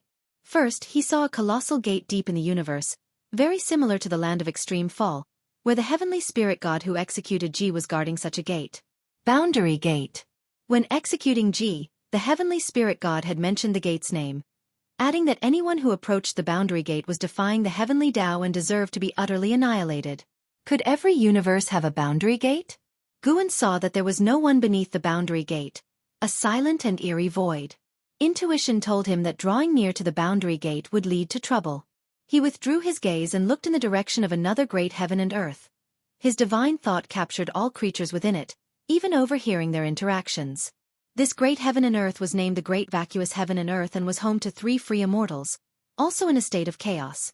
The disturbances in outer heaven had already caused unrest within the Great Vacuous Heaven and Earth. Factions of all kinds were striving to appease the creatures. Guan muttered an apology in his heart, but at that moment, he had no way to change his position and could only wait. He needed to advance. It was just unfortunate for the Great Vacuous Heaven and Earth. Suddenly hit by an idea, Guan lifted his right hand, and mana converged into seeds within his palm. He scattered them toward the Great Vacuous Heaven and Earth, where they disappeared into thin air as soon as they were released. Consider this my recompense, thought Guan. As he acted, he looked again towards the Great Vacuous Heaven and Earth and saw changes in its future. The fate of the heaven and earth developed branches. Some branches dissipated, leaving others to extend, to grow and spread. Guan even saw that in the distant future, the Great Vacuous Heaven and Earth would collide with the Great Heavenly Spirit Land. Indeed, any variable could bring both fortune and calamity. Guan felt this way inside but held no regrets. Even without him, the Great Vacuous Heaven and Earth would eventually face variables. What are variables? They are forces that the rules of this heaven and earth cannot restrain. Anything from beyond this realm could become a variable.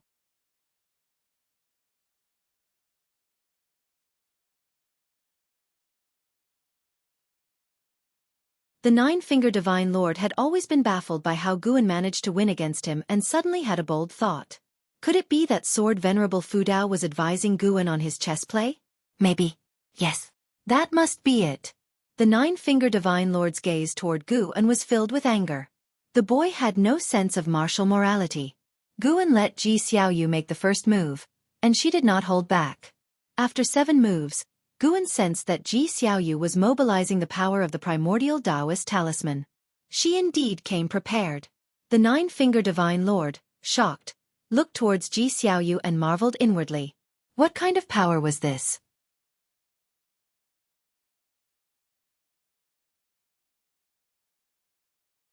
Chapter 417. Why don't you just say you are the divine thought true immortal?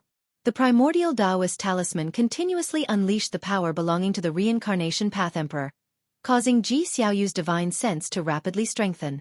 Whether it was Ji Xiaoyu or the Nine-Finger Divine Lord, both understood that the competition in Go was about the power of calculation. Precisely because of this, they felt unwilling to accept that Gu En, with his lower cultivation level, could continually win against them. The Nine-Finger Divine Lord, sensing Ji Xiaoyu's aura quickly strengthening, secretly felt shocked. More and more great cultivators were attracted to the scene, and even Shen Xinzi and Long Qing came over. Gu En and Ji Xiaoyu played speedily, full of murderous intent, causing the surrounding people to hardly dare breathe. A figure appeared out of thin air beside Ji Xiaoyu. It was the Sun and Moon Netherworld Emperor, who looked at the Go board, frowning, wanting to speak but stopping himself. And Xian and Yu Yingying also walked over, watching the Go match from within the crowd. Even those with lower cultivation levels could feel Ji Xiaoyu's increasingly strong momentum. Yu Yingying looked at Ji Xiaoyu, secretly surprised. Her curiosity about Ji Xiaoyu's background deepened. She had only heard that Ji Xiaoyu came from the Ji family. Ji Xiaoyu was definitely the most mysterious existence in the Third Medicine Valley. She was always in seclusion and only had a good relationship with Gu En. And Xian was equally curious about Ji Xiaoyu's strength. Knowing Ji Xiaoyu was powerful, and Gu En had said she had talent not inferior to how could she not be curious? As Ji Xiaoyu's momentum continued to soar, thunderclouds surged over from the horizon, violently churning, darkening the sky rapidly, with a sound of thunder echoing. Disciples in the valley looked up one after another, abuzz with alarm, and even disciples from other cities of the Supreme Sect in Medicine Valley were drawn by the anomaly. What's going on? Is someone undergoing tribulation crossing? It seems the commotion comes from the dojo. Feel it carefully. There is a momentum that is quickly strengthening. Indeed, many people are running there. Shall we go have a look too? What's there to be afraid of? In the Supreme Sect, we wouldn't even fear if the sky fell. The valley disciples discussed among themselves, many rushing toward the dojo, wanting to see exactly what was happening. Holding a white stone, Gu En looked at Ji Xiaoyu and asked, "Is it necessary to go to this extent?" Once the power of the primordial Taoist talismans was used too much, it would trigger expulsion by the reincarnation rules. Gu En could see Ji Xiaoyu's lifespan was decreasing. Ji Xiaoyu lifted her eyes to look at him and said, "I must defeat you at least once to have no regrets. Fighting it out on the Go board is pretty good." Gu En stared at her and laughed. "Even so, I will not admit defeat. In my life, I've never truly lost, and if I ever lost, it could only be to myself." Unable to restrain himself, the Nine-Finger Divine Lord spoke, "You really like to put on an act. Anyone who doesn't know might think your sword Venerable Fudao." Gu En glanced at him and said, "How can a defeated dog bark so boldly? I'll crush you shortly." The Nine-Finger Divine Lord's face turned red with anger, yet he didn't know how to retort. The other spectators found it amusing but didn't dare to offend the Nine-Finger Divine Lord. The Sun and Moon Netherworld Emperor, looking at Gu An's play, had an increasingly odd expression. He didn't stop Ji Xiaoyu's thinking. For him, he served the Reincarnation Path Emperor, not Ji Xiaoyu. He couldn't wait for Ji Xiaoyu to recover into the Reincarnation Path Emperor. The two continued playing Go. Ji Xiaoyu's style was sharp and fierce, making frequent killing moves, but Gu En always managed to counter them. The onlooking crowd secretly marveled. They too enjoyed Go and had their own studies, able to recognize the high level of Ji Xiaoyu's play, and each move's attack and strategy surprised them.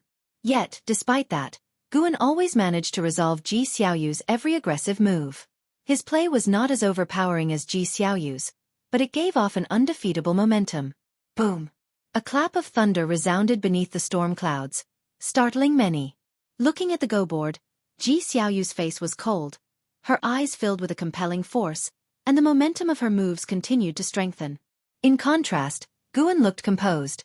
His speed of play neither hurried nor slow. Time quickly passed.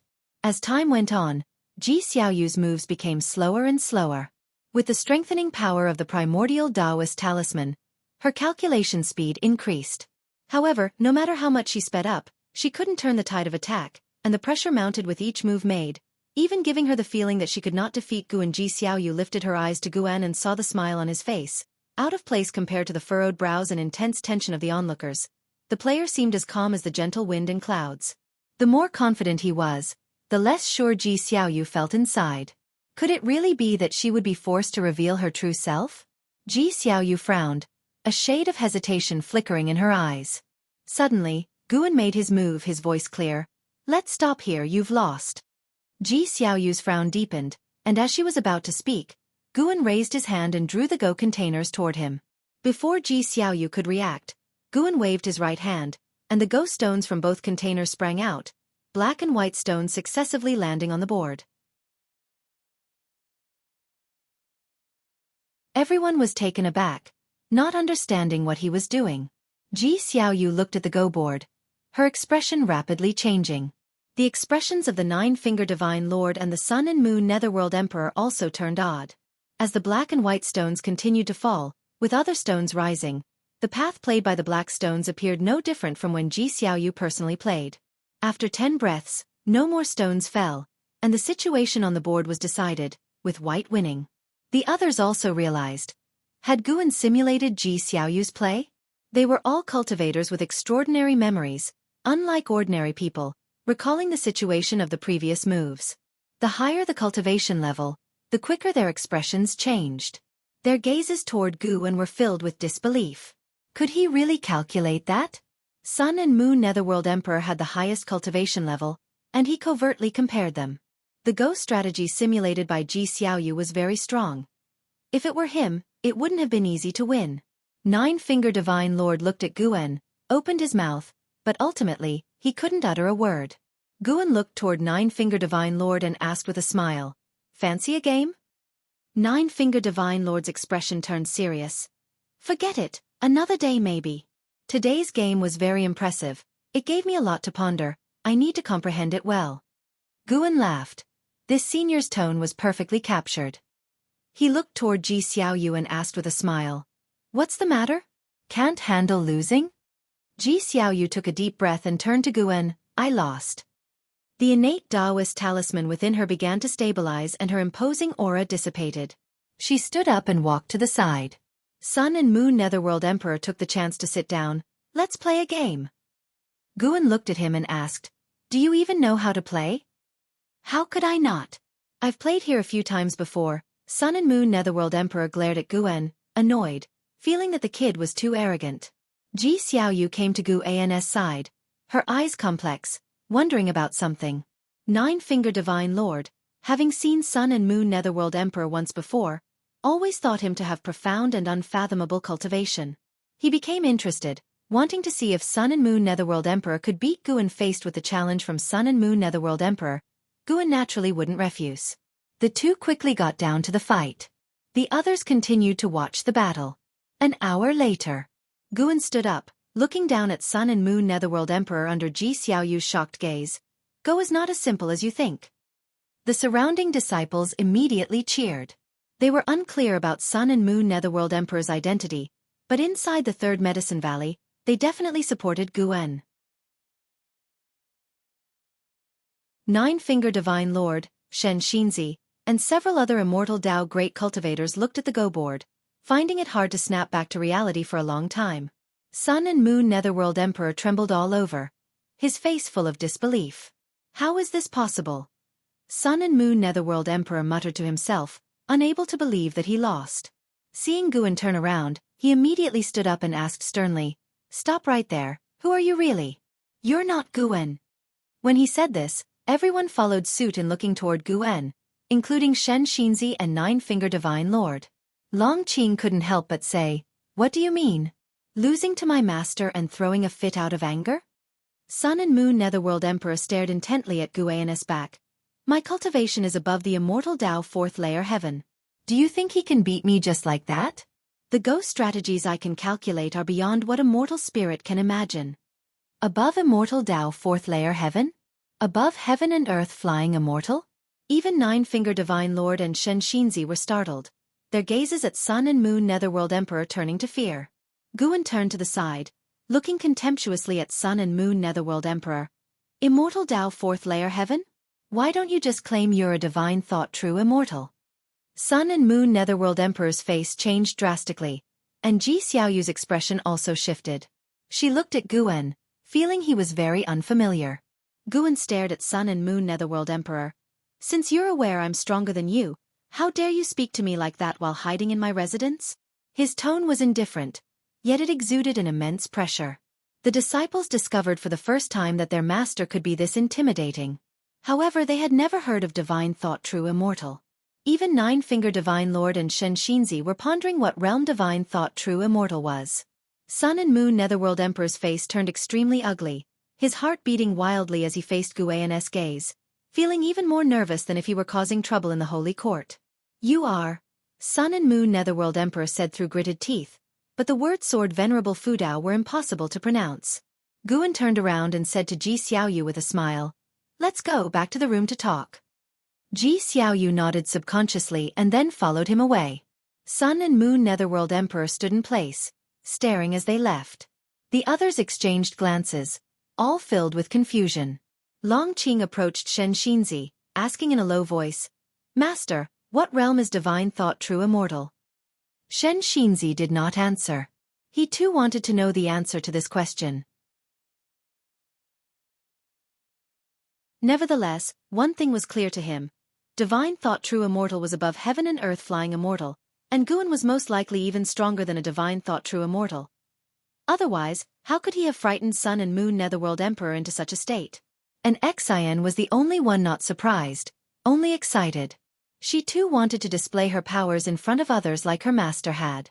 Her motivation for immortal cultivation grew stronger, and she immediately turned and left to practice diligently. On the way to the loft, Ji Xiaoyu looked at Guan, her heart filled with 1,000 words to say. "Have you awakened your memories from a past life?" Ji Xiaoyu couldn't help but ask. She had previously speculated that it could be a reincarnation of the free immortal, and now she was even more certain of this. Otherwise, how could Guan suppress Sun and Moon Netherworld Emperor? As for whether Guan could be Sword Venerable Fudao, she didn't think it was likely. Sword Venerable Fudao had taken action more than once. Reincarnators who utilized their true form's power would be expelled by the reincarnation rules.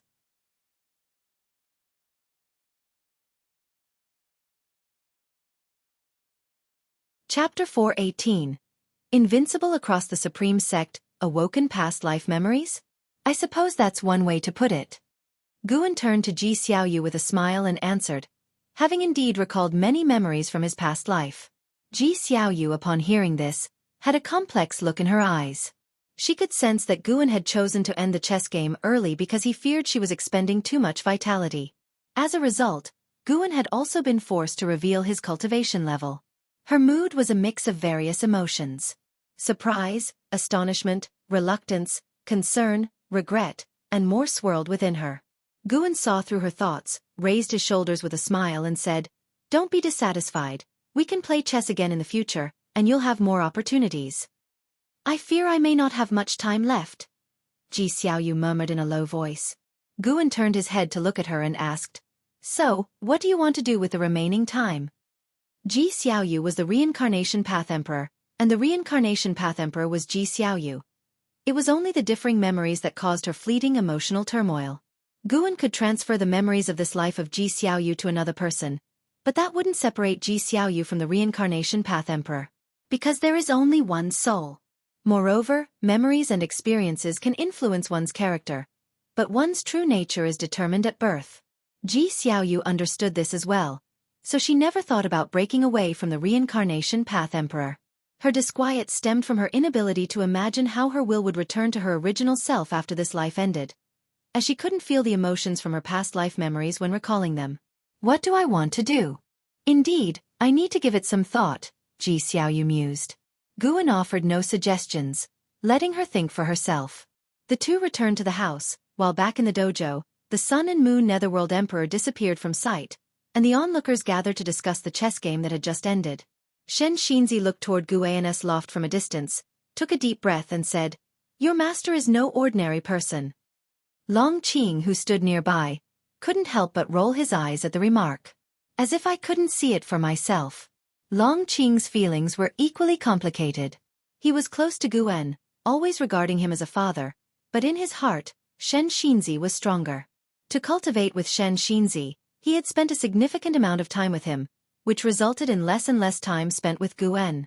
Yet, the scene just now showed Guan's aura even overpowering that mysterious great cultivator. That was someone even more formidable than immortal Dao fourth layer heaven. Did this mean that Guan could be stronger than his master, Xianxia?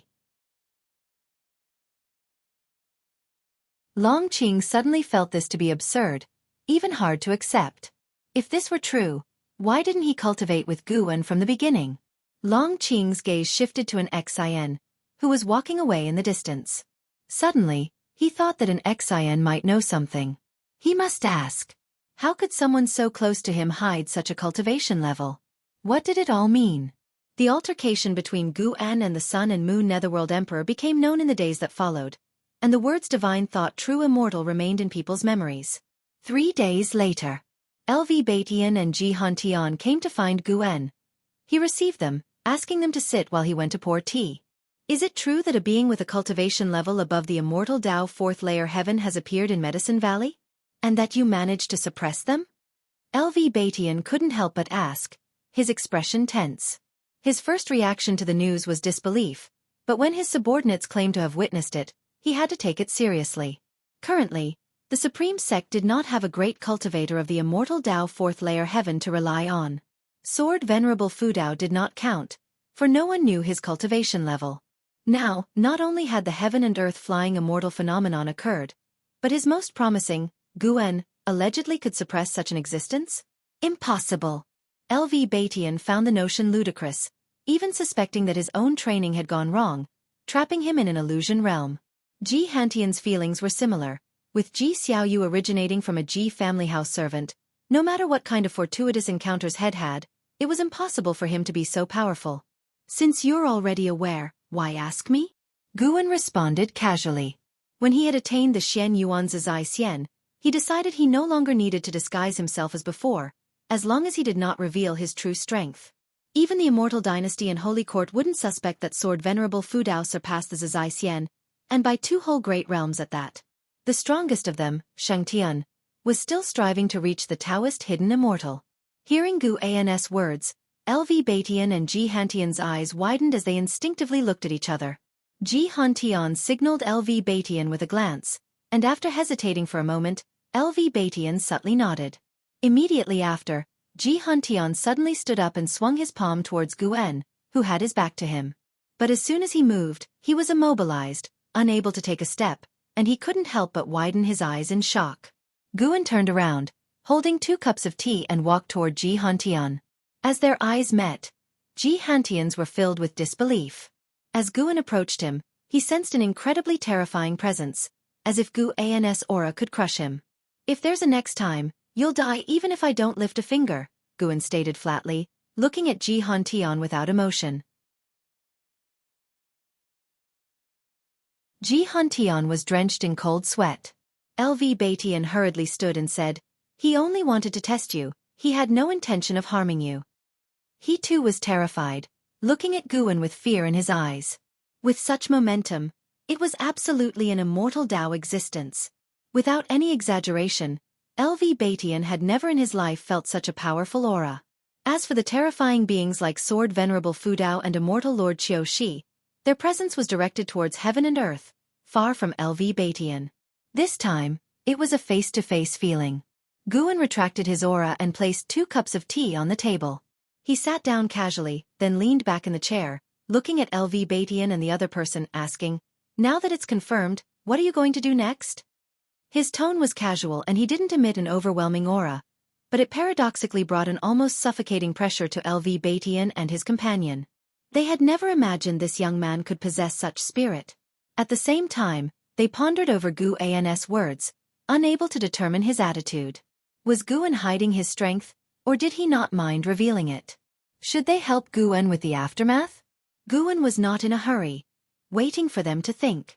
Seeing Guwen not rushing them, the pressure on the 2 men increased, and they even began to sweat profusely on their foreheads. LV Batian looked up at Guwen, somewhat dazed. The Guwen that he had tried to take care of and favored over the years turned out to be so powerful. He suddenly thought of something. Could it be that Guwen was very strong from the beginning? The more he thought about it, the more likely it seemed. Since he had met Guwen, he had never seen him panic. The young man seemed to fear nothing, no matter how tough or treacherous the path. A pursuit of a simple life could be because he was strong enough to have seen the splendor of the world. Could he be Sword Venerable Fudao? Once this thought occurred to him, LV Batian startled himself. He looked at Guwen, meeting Guan's seemingly smiling gaze. LV Batian broke into a cold sweat as he thought about his actions over the years and the suggestions Guan had made. Many things finally clicked together. No wonder he said that he would never reach the unification realm in this lifetime. It turned out that he simply held the unification realm in contempt. Jianghu didn't think that much. He was just puzzled as to why Guan was so strong. After all, Guan was a house servant of the Ji family. Jianghu had investigated Guan early on and was certain of Guan's true identity. Could it be that the current Guan was not the same person he knew and had been replaced by a great cultivator? That was the only possibility. How could a junior of over 700 years old be so powerful? Even An Hao had not necessarily stepped into the Nirvana realm to this day. LV Batian took a deep breath and said, "Regarding your cultivation level, we won't disclose it and won't disturb your life." Jianghu came back to reality and quickly echoed him. No longer did he bear his usual haughtiness. In front of Guan, he appeared scared and apprehensive. Guan thought to himself that even if they had said something, it wouldn't matter, but the quietness was welcome. He spoke, "Drink the tea. This tea is a long-treasured favorite of mine." The two men nodded hastily, following up by picking up their tea, but their hands were trembling. 30 minutes later, the two men walked out of the attic, with Guan coming out to see them off. Long Qing, who was chatting with the blood prison great saint, turned his head to look and saw the sect leader and vice-sect leader bowing and scraping to his master, which caused him to frown. Guan watched as the two left and then turned to Long Qing with a smile. Without waiting for Long Qing to speak, he went straight back into his room and slammed the door shut with a bang. Long Qing opened his mouth, realizing that his master was intentionally avoiding him. It was understandable. Remembering how he used to boast about how strong his second master was in front of his master made his face burn with embarrassment. Elsewhere, LV Batian and Jianghu were traveling on clouds, conversing in low voices. "What should we do from now on?" Jianghu asked, his expression complex. He truly didn't know what to do with Guan.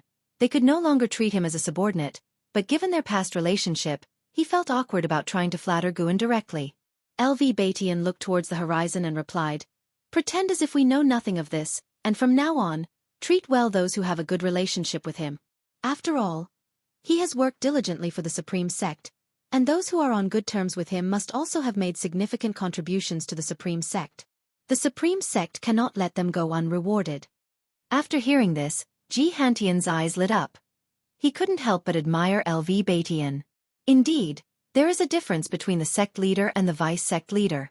In the days that followed, the rumors about the Third Medicine Valley were suppressed, but in the hearts of the disciples in the valley, Guan had become a mysterious great cultivator. They worked even harder, hoping to gain Guan's favor. Time flew by.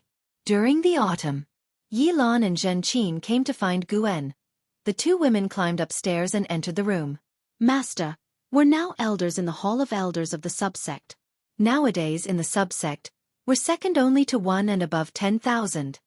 Zhenqin said excitedly. Although this had been decided for several months, every time she brought it up, she was ecstatic. Guan raised his eyebrows, surprised. "That impressive?" Yilan, on the other hand, stared at Guan and asked, "This must have something to do with you, right?"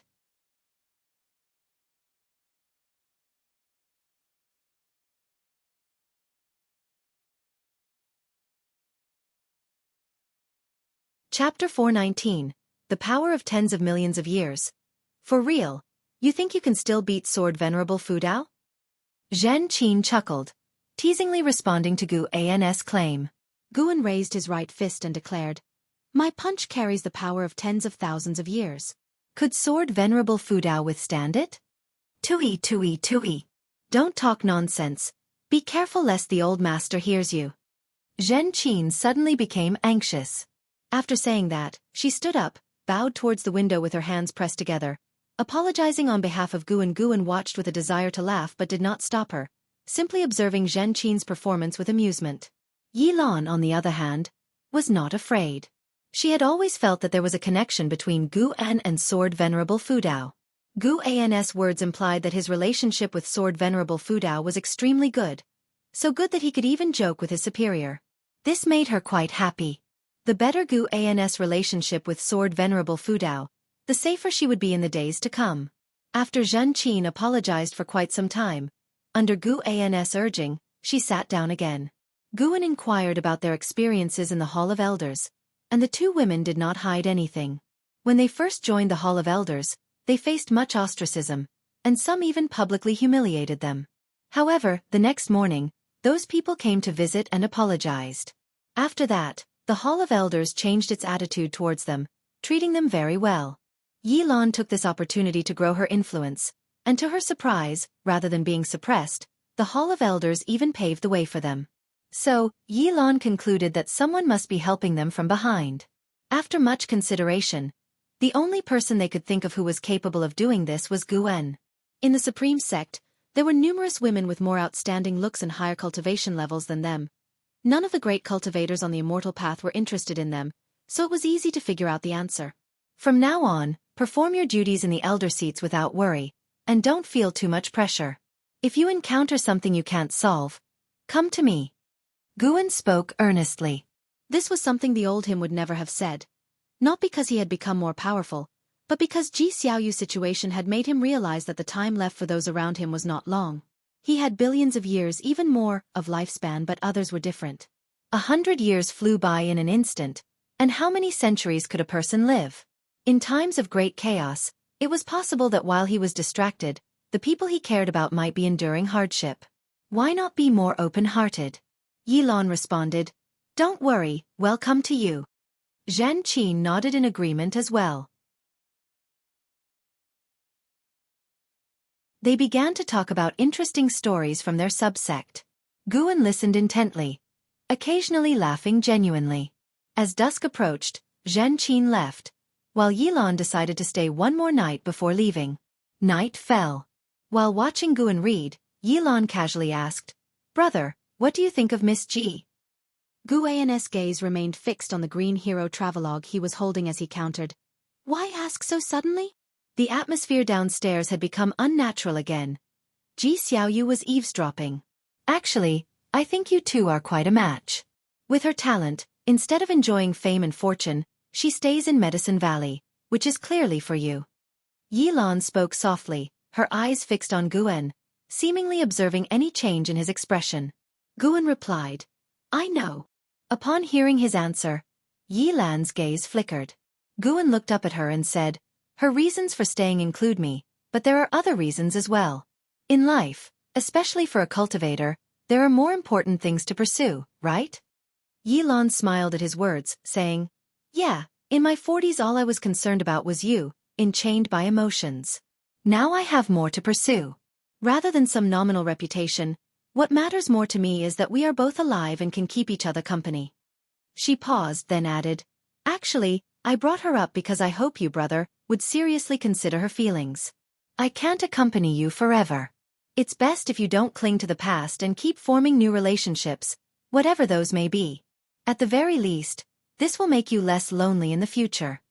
Having caught the eye of Sword Venerable Fudao and possessing the primordial reincarnation skill, Yilan believed Guan would live a very long time, and she was destined to be just a passerby in his life. Rather than claiming possession, she hoped he would live freely in the future. In her view, her brother deserved all the world's beauty. Guan looked at her without offering comfort, instead smiling and asking, "What's wrong with being alone?" "The terrible thing is being perpetually alone. Don't worry, I have many friends, and have you ever seen me feeling down? As for Ji Xiaoyu, she too can't accompany me for long. Don't think about how long you can be with me, but what I can do with you and for how long." Yilan instinctively wanted to ask what was wrong with Ji Xiaoyu, but she refrained, realizing that if even Guan couldn't solve the problem with Ji Xiaoyu, what could she do? There was no need to spoil her brother's mood. "That's true. I'm just a mortal whose life is blessed by association with you, brother." Yilan covered her mouth and laughed. Her comment seemed jesting, but it was earnest. Without Guan, she would not have her current status and power, and might well have died hundreds of years earlier. Every additional day she lived, she owed a bit more to Guan, at least that's how she saw it.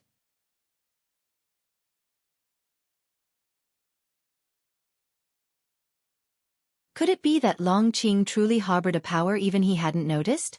After hearing Guan's words, Long Qing was shocked, unable to tell if what Guan said was true or false. An Xian and the Blood Prison Great Saint both looked at Long Qing with astonishment. They wouldn't believe Guan would lie. Do I really still have potential?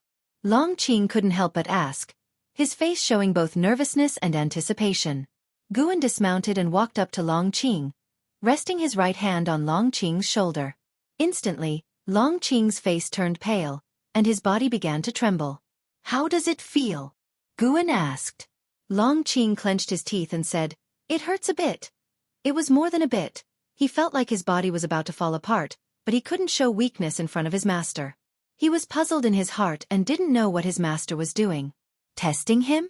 A smile appeared on Guan's face. As soon as he smiled, Long Qing's complexion turned deathly pale, and his body trembled even more violently, even his lips quivering. Large beads of cold sweat broke out on his forehead. At that moment, he felt his body no longer belonged to him.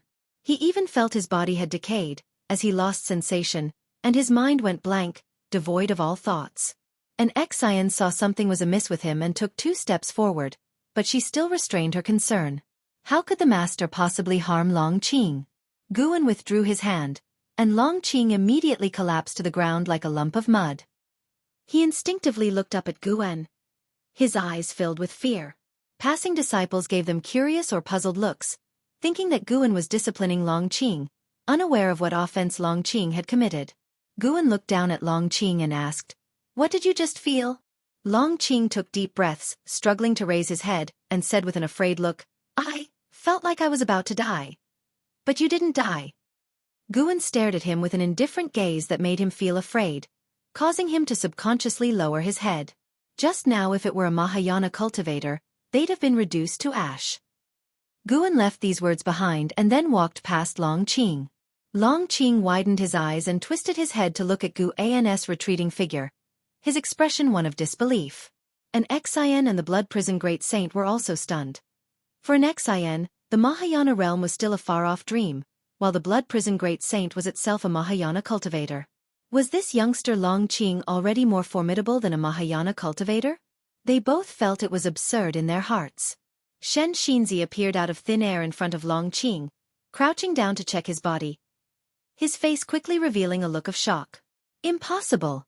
Xianxia murmured to himself, sensing his worldview collapsing.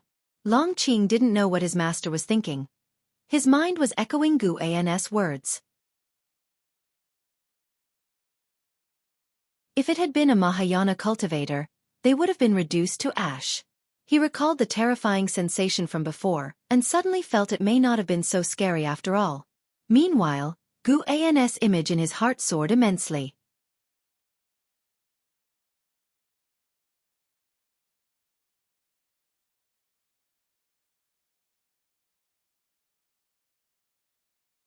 Before Guan had revealed Long Qing's potential, she had always had sympathy for him.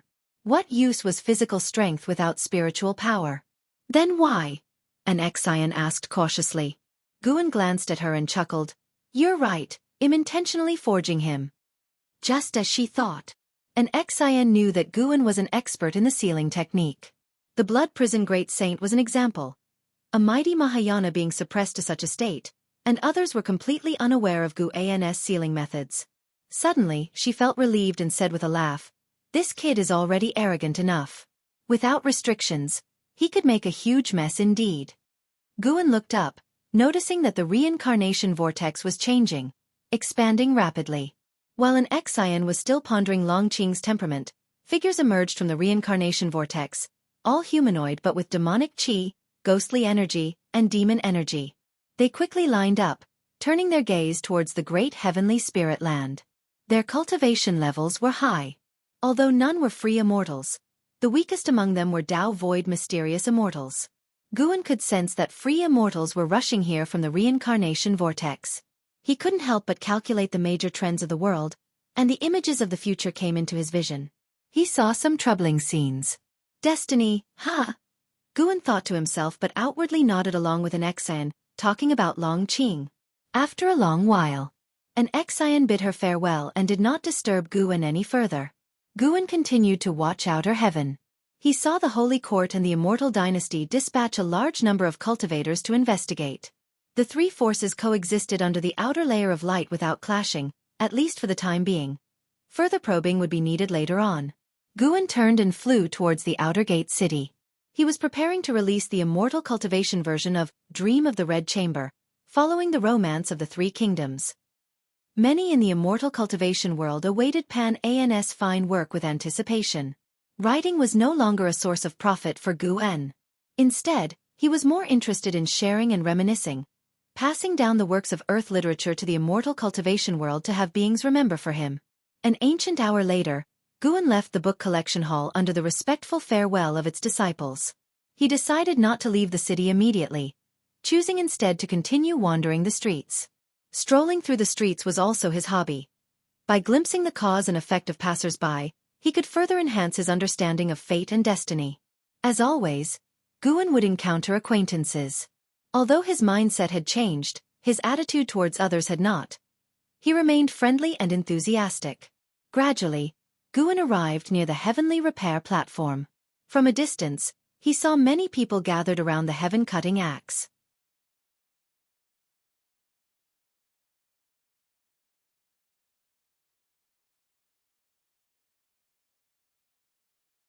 The cultivators from all sides marveled at Zuyijian's fortune, as the vast sword intent of Sword Venerable Fudao was directed only at him, clearly a reward.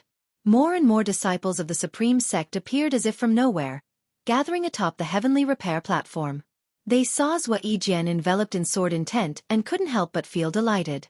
Whoever received the guidance of Sword Venerable Fudao was a treasured asset for the supreme sect, and as a community of shared interests, how could they not rejoice? Rumbling, a suppressive roar echoed through the sky, causing all the creatures of heaven and earth to look up, but the cultivators on the heavenly repair platform were not concerned, assuming it was an anomaly caused by the sword intent of Sword Venerable Fudao.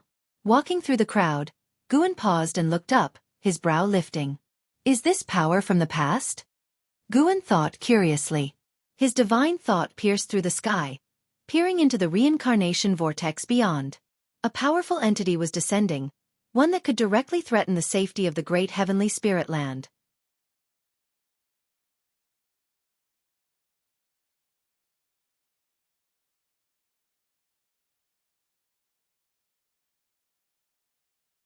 Be careful, everyone, that figure is neither human nor demon, it must be an evil spirit. Could it be a heavenly demon? But why wouldn't they come from the silent destruction domain? Why do I feel this figure looks somewhat familiar, as if I've seen it somewhere before? As the two factions of beings discussed, they held their Dharma treasures, ready for battle. The figures kneeling under the reincarnation vortex all looked up, their eyes intently fixed on the figure within the vortex, their expressions filled with fervor. Suddenly, an immortal spirit from the immortal dynasty burst out shouting, "The primordial immortal king!" At this utterance, the side of the immortal dynasty was in uproar, the immortal spirits greatly shocked, their gazes towards the reincarnation vortex filled with disbelief. On the side of the holy court, a few strong cultivators who had heard of the name of the primordial immortal king also showed a look of horror. All celestial ranks returned to the Holy Land. A commanding voice echoed in the void, and upon hearing it, the cultivators of the holy court turned around and left. Within 3 breaths, all the cultivators of the holy court had returned to the great heavenly spirit land. Seeing this, the immortal spirits became increasingly agitated. Is it truly the primordial immortal king? He's still alive. So Yuanshu ancestor created the reincarnation vortex to welcome the primordial immortal king. No, don't you feel that something is off about his aura? But that is the primordial immortal king. No matter what form he takes, he is forever the immortal king of our immortal dynasty. How many years has it been since the birth of the holy court? The immortal dynasty has not seen a true unifier of the world. The immortal spirits were overtaken with excitement, though a few showed worried expressions on their faces. Just then, the primordial immortal king within the reincarnation vortex began to move. He slowly emerged from the darkness, a terrifying aura reminiscent of an ancient demon god surging from the vortex, unstoppable like a river bursting its banks. The immortal spirits within the void fell silent, merely staring at him in shock. Holy court, on a grand hall. The holy minister stood before the holy throne, looking up at the starry sky, his brow furrowed, and his gaze stern. Around him stood numerous figures, all second-rank celestial beings of the holy court, the holy gods. Each one a divine thought true immortal. An old woman dressed in a white-lit feathery robe spoke up. Holy Minister, the arrival of the primordial immortal king is surely directed at us. Regardless of why he has resurrected, we must devise a strategy. The other holy gods agreed, their demeanor calm but their words clearly filled with apprehension towards the primordial immortal king. With the primordial immortal king, the immortal dynasty now had 3 free immortals. In terms of top-tier strength, the Holy Court was now completely outclassed by the immortal dynasty. How could they not feel alarmed? Over the years, although the Holy Court had withstood the onslaughts of the immortal dynasty, anyone with clear sight could see that the Holy Court could not turn the tide and decisively defeat the immortal dynasty within a short period. Now with the emergence of the primordial immortal king, what would happen next was foreseeable. The Holy Minister with a stern face said, "What strategies do you propose, my lords?" Upon hearing this, the holy gods suddenly fell silent. Facing a free immortal, any plan was meaningless. Only a free immortal could confront another free immortal. One of the holy gods looked at the holy minister and asked, "When will you begin your breakthrough?" The holy minister had been preparing to break through to a free immortal status, but such a matter could not be rushed. It required ample preparation, and for the holy minister, this tribulation crossing was a life-or-death challenge, naturally not to be undertaken lightly. The holy minister looked at him and said, "If not for some people shirking their responsibilities, I might have already succeeded in my tribulation crossing. We are all contributing to the holy court. I don't know why some clutch onto their chief fortune so tightly, either in seclusion unable to act rashly, or having just released it, unable to retrieve it immediately." He wanted to leverage the entire chief fortune of the holy court for his breakthrough, but once chief fortune was linked with a person, it could not be withdrawn easily. Losing chief fortune would disturb the mind and bring ominous luck. This could not be forced and must be discussed thoroughly with the higher and lower echelons of the holy court, to draw out some of the chief fortune without causing the collapse of the holy court. Moreover, the holy court was still contending with the immortal dynasty. Faced with the holy minister's interrogation, that holy god turned pale and did not make a sound. Another holy god spoke up, "It's too late even for the holy minister to make a breakthrough now. What we need is a free immortal who can join the fight immediately." An old man with a wooden staff stroked his beard and asked, "Are you referring to Sword Venerable Fudao?" Silence descended upon the great hall, the holy gods then turning their gaze towards the holy minister, causing him to furrow his brow. The holy minister cursed inwardly. If Sword Venerable Fudao had been so easy to convince, he would have joined the holy court long ago. Knowing that Sword Venerable Fudao might possess the cultivation of a free immortal, while the holy minister was pleased and relieved, he was also wary. A free immortal who would not reveal his true identity, who wouldn't rethink their assumptions.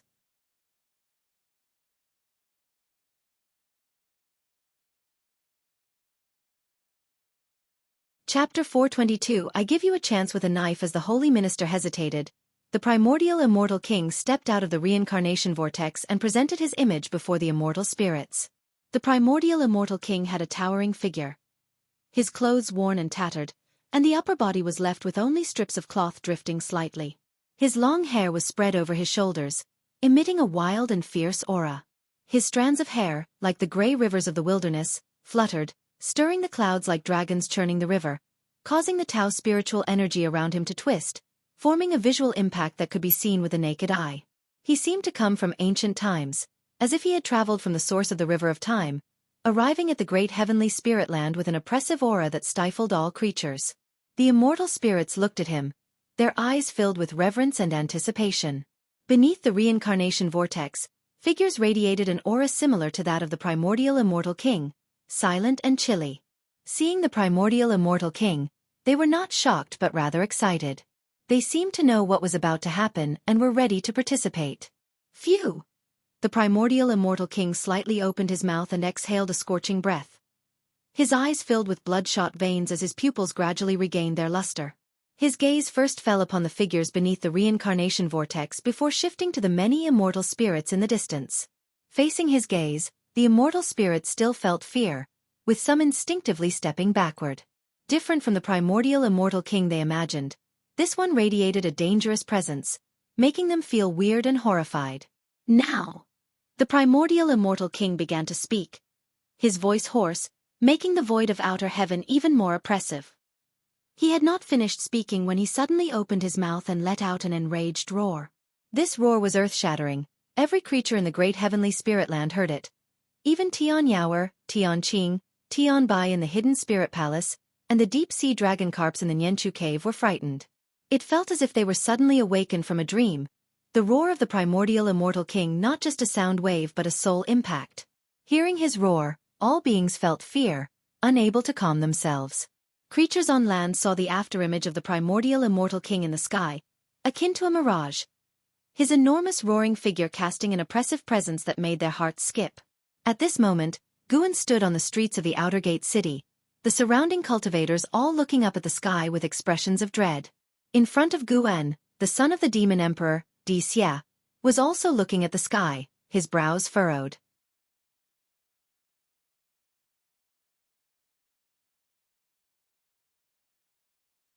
The primordial immortal king raised his right hand, and the great heavenly spirit land trembled slightly. The sea of clouds churned, as a patch of ocean suddenly exploded, with terrifying waves shooting up to the sky. A mysterious black object like a mountain surged from the seabed, scattering the clouds and swiftly flying towards the primordial immortal king. Boom! The primordial immortal king caught the incoming object with his right hand. A massive black saber with a handle as long as a mountain ridge, carved with mysterious patterns, the blade thick, seemingly unsharpened, completely black, emanating no aura. Viewed from this position toward the great heavenly spirit land, in the direction from which the black saber had come, the sea of clouds was spreading open to reveal a massive hole. Beneath the hole, a blue expanse was faintly visible, a crack appearing and widening.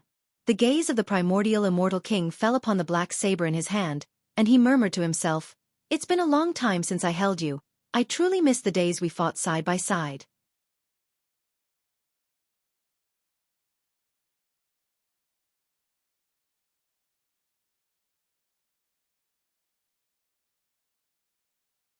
He was full of confidence in himself, even when facing the long unbeatable Xianxia. He was confident, for he was much younger than Xianxia. Even though the primordial immortal king's current momentum was strong, the Yangxian emperor did not fear, his heart burning with fighting spirit. On another side, the holy court, currently discussing strategies, the holy ministers and holy gods were astonished that the primordial immortal king had actually annihilated that group of immortal spirits. What was going on? One of the holy gods looked towards the holy minister and couldn't help but ask, "Was this your arrangement?" The holy minister looked towards the sky, shook his head slightly and said, "It has nothing to do with me. I fear that changes are about to arise."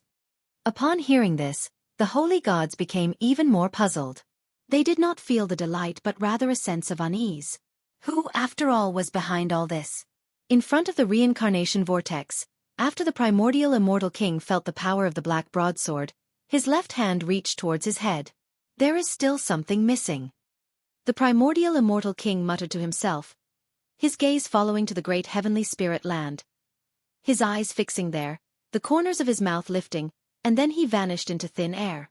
The supreme sect, within the outer gate city. Guan was listening with great interest. With the information obtained from Xia's mouth, the supreme sect had indeed become powerful, even extending a vast network of relationships overseas. It all revolved around one person. Sword Venerable Fudao. Overseas powers, out of respect for Sword Venerable Fudao, responded very enthusiastically to the Supreme Sect's attempts at forging alliances. Especially after Sword Venerable Fudao took action, this enthusiasm rose to a whole new level. Xia was about to recount last year's battle on Golden Scorpion Island, where the Supreme Sect had established no small reputation, proving that, even without Sword Venerable Fudao's intervention, their strength was formidable. Boom! A figure descended from the sky, crashing down onto the street behind Guan, sending stones flying, and cultivators nearby were blown away. Guan's robe, too, was fluttered by the blast. Xia's pupils suddenly dilated. He immediately flashed behind Guan, shielding him. But the next second, he regretted it because he saw the true face of the comer. It was the primordial immortal king. The roaring figure of the primordial immortal king was still imprinted in the sky, and the surrounding cultivators instinctively looked up and then back at the primordial immortal king. Whoosh, the cultivators scattered like a receding tide, with some even leaping up, flying towards the distance. Xia, however, stood rooted to the spot, his legs as if they were filled with lead, unable to move.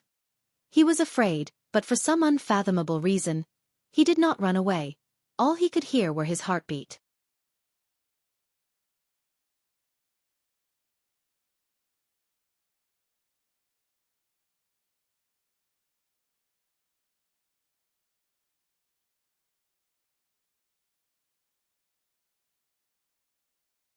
That man is Guan, the valley master of the Third Medicine Valley.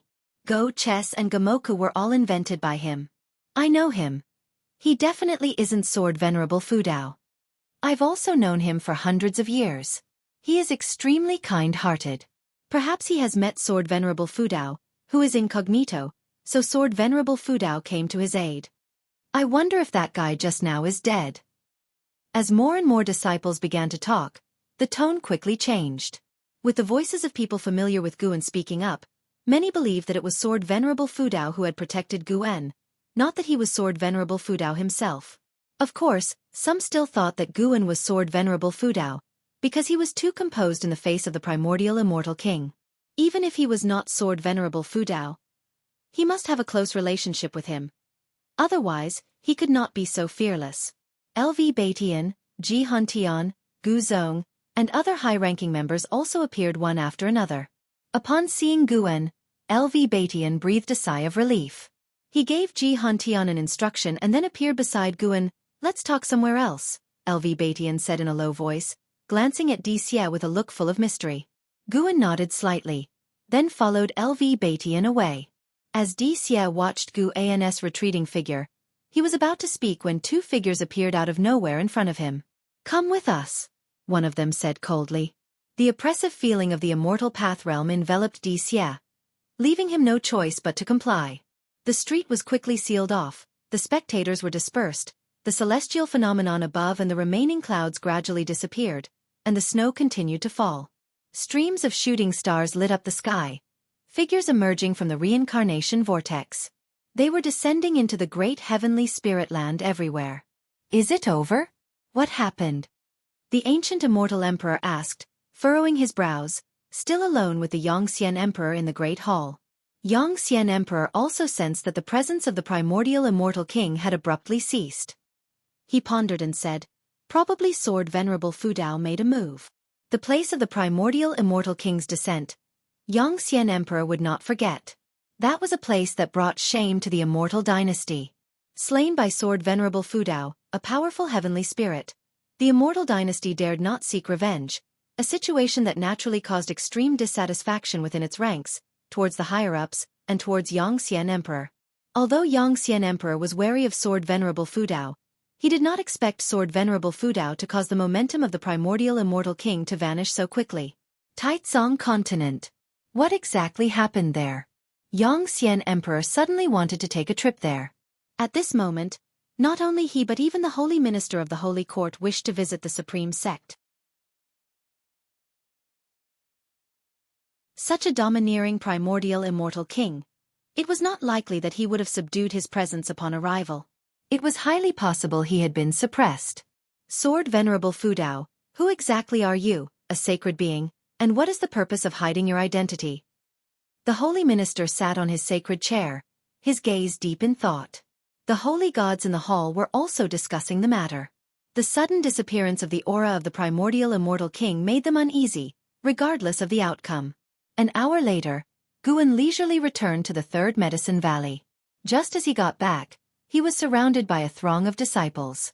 News about what had happened in the Outer Gate city spread rapidly. Guan's name and that of Sword Venerable Fudao were widely circulated, though stories varied. However, one thing was certain. Guan was very likely related to Sword Venerable Fudao. The disciples had heard before that their master's cultivation level was extraordinary. Now hearing this, how could they not be excited? Facing their inquiries, Guan said helplessly, I must confess, I am Sword Venerable Fudao. I have always interacted with you in the guise of an ordinary valley master of Medicine Valley, but in return, you have not shown enough reverence for me. This intervention was unexpected. As soon as these words were uttered, they immediately provoked exclamations from the disciples. Yu Yingying in the crowd couldn't help but snort. What an act! She also harbored doubts in her heart. Previously, Shen Xinzi had wanted to kill her, but then suddenly stopped. Could it be related to Guan? Is Guan truly Sword Venerable Fudao? That should not be the case. She had heard from Xianxia about his life story, and he was just over 700 years old now. At such an age, how could he be Sword Venerable Fudao? His flippant tone made it impossible for her to speculate wildly. Not just her, the other disciples also felt that way, always feeling that Guan seemed to be joking. Guan did not elaborate further, letting them guess. Was it true or false? Letting a bit of suspense remain in life was rather interesting. It's worth mentioning that previously, LV Batian had assured him that he would find a way to suppress this incident. LV Batian thought that Guan's intervention was to protect the Supreme Sect. Of course, he had more reasons hidden in his heart. He feared the exposure of Sword Venerable Fudao's true identity, which was also the thought of the Supreme Sect's core leadership. If other powers learned of Sword Venerable Fudao's true identity, that would not be good. They were not afraid of Sword Venerable Fudao getting into trouble, but rather someone enticing him away. The Holy Court was the best example. Guan freed himself from the disciples' entanglement and went to his own loft, and then was properly blocked by Ji Xiaoyu. Was that commotion caused by you? Ji Xiaoyu asked.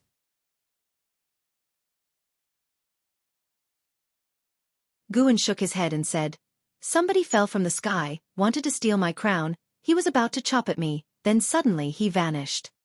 As he spoke, he patted his chest, showing a scared expression. Ji Xiaoyu, pensive, couldn't help but feel a sense of familiarity with Guan's description. Seeing her distracted, Guan didn't continue talking and entered alone. When Guan closed the door, Ji Xiaoyu was startled awake. She turned her head to look at the second-floor door, her eyes filled with disbelief. Could it be the Heaven and Earth Path Gang? Even so, to think of extinguishing such an existence. Ji Xiaoyu was filled with shock, Guan becoming incredibly mysterious in her mind. As time passed, the incident at the Outer Gate City quickly spread, and even with the efforts of the Supreme Sect to suppress it, the name couldn't be stopped.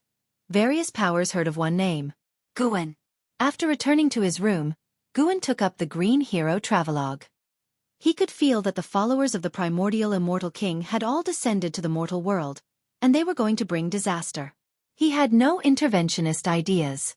Because this disaster would cause the immortal dynasty and the Holy Court to temporarily cease hostilities, which was actually a good thing. The immortal dynasty and Holy Court's war affected even more creatures. Moreover, with Guan's current insight into the laws of fate and karma, he could see farther calamities. No matter how he intervened, the fate of the great heavenly spirit land would never disappear permanently. There is birth and death, fortune and misfortune. These are the laws of all things in great heaven and earth. After the extinguishing of the primordial immortal king, the winter snow fell even heavier. In the following days, more and more people came to the Third Medicine Valley for go games and visits to see Guan and didn't meet with strangers. He continued to linger in his various medicine valleys, harvesting medicinal herbs. When he went to the Nianchu cave, Tian Yaoer and the other two girls inquired about the roaring of the primordial immortal king. He comforted them briefly and then began to give them guidance in their cultivation. Life was quite busy. Apart from picking medicinal herbs, Guan also had to teach Tian Yaoer, Tian Qing, Tian Bai, and an Xian. Aside from that, he had to take time to cultivate and nurture his body. In the blink of an eye, the Spring Festival arrived. On the morning of the Spring Festival, Guan made a trip to the inner sect city, drinking with Wu Ju at an inn while listening to a storyteller talk about overseas matters. That immortal Lord Qin is said to be an ancient great power from 10 million years ago, resurrected from reincarnation, needing to devour the souls of countless immortal cultivators to reconstruct his body. The storyteller's tone was filled with emotional provocation. Even Guan and Wu Ju were captivated by his words.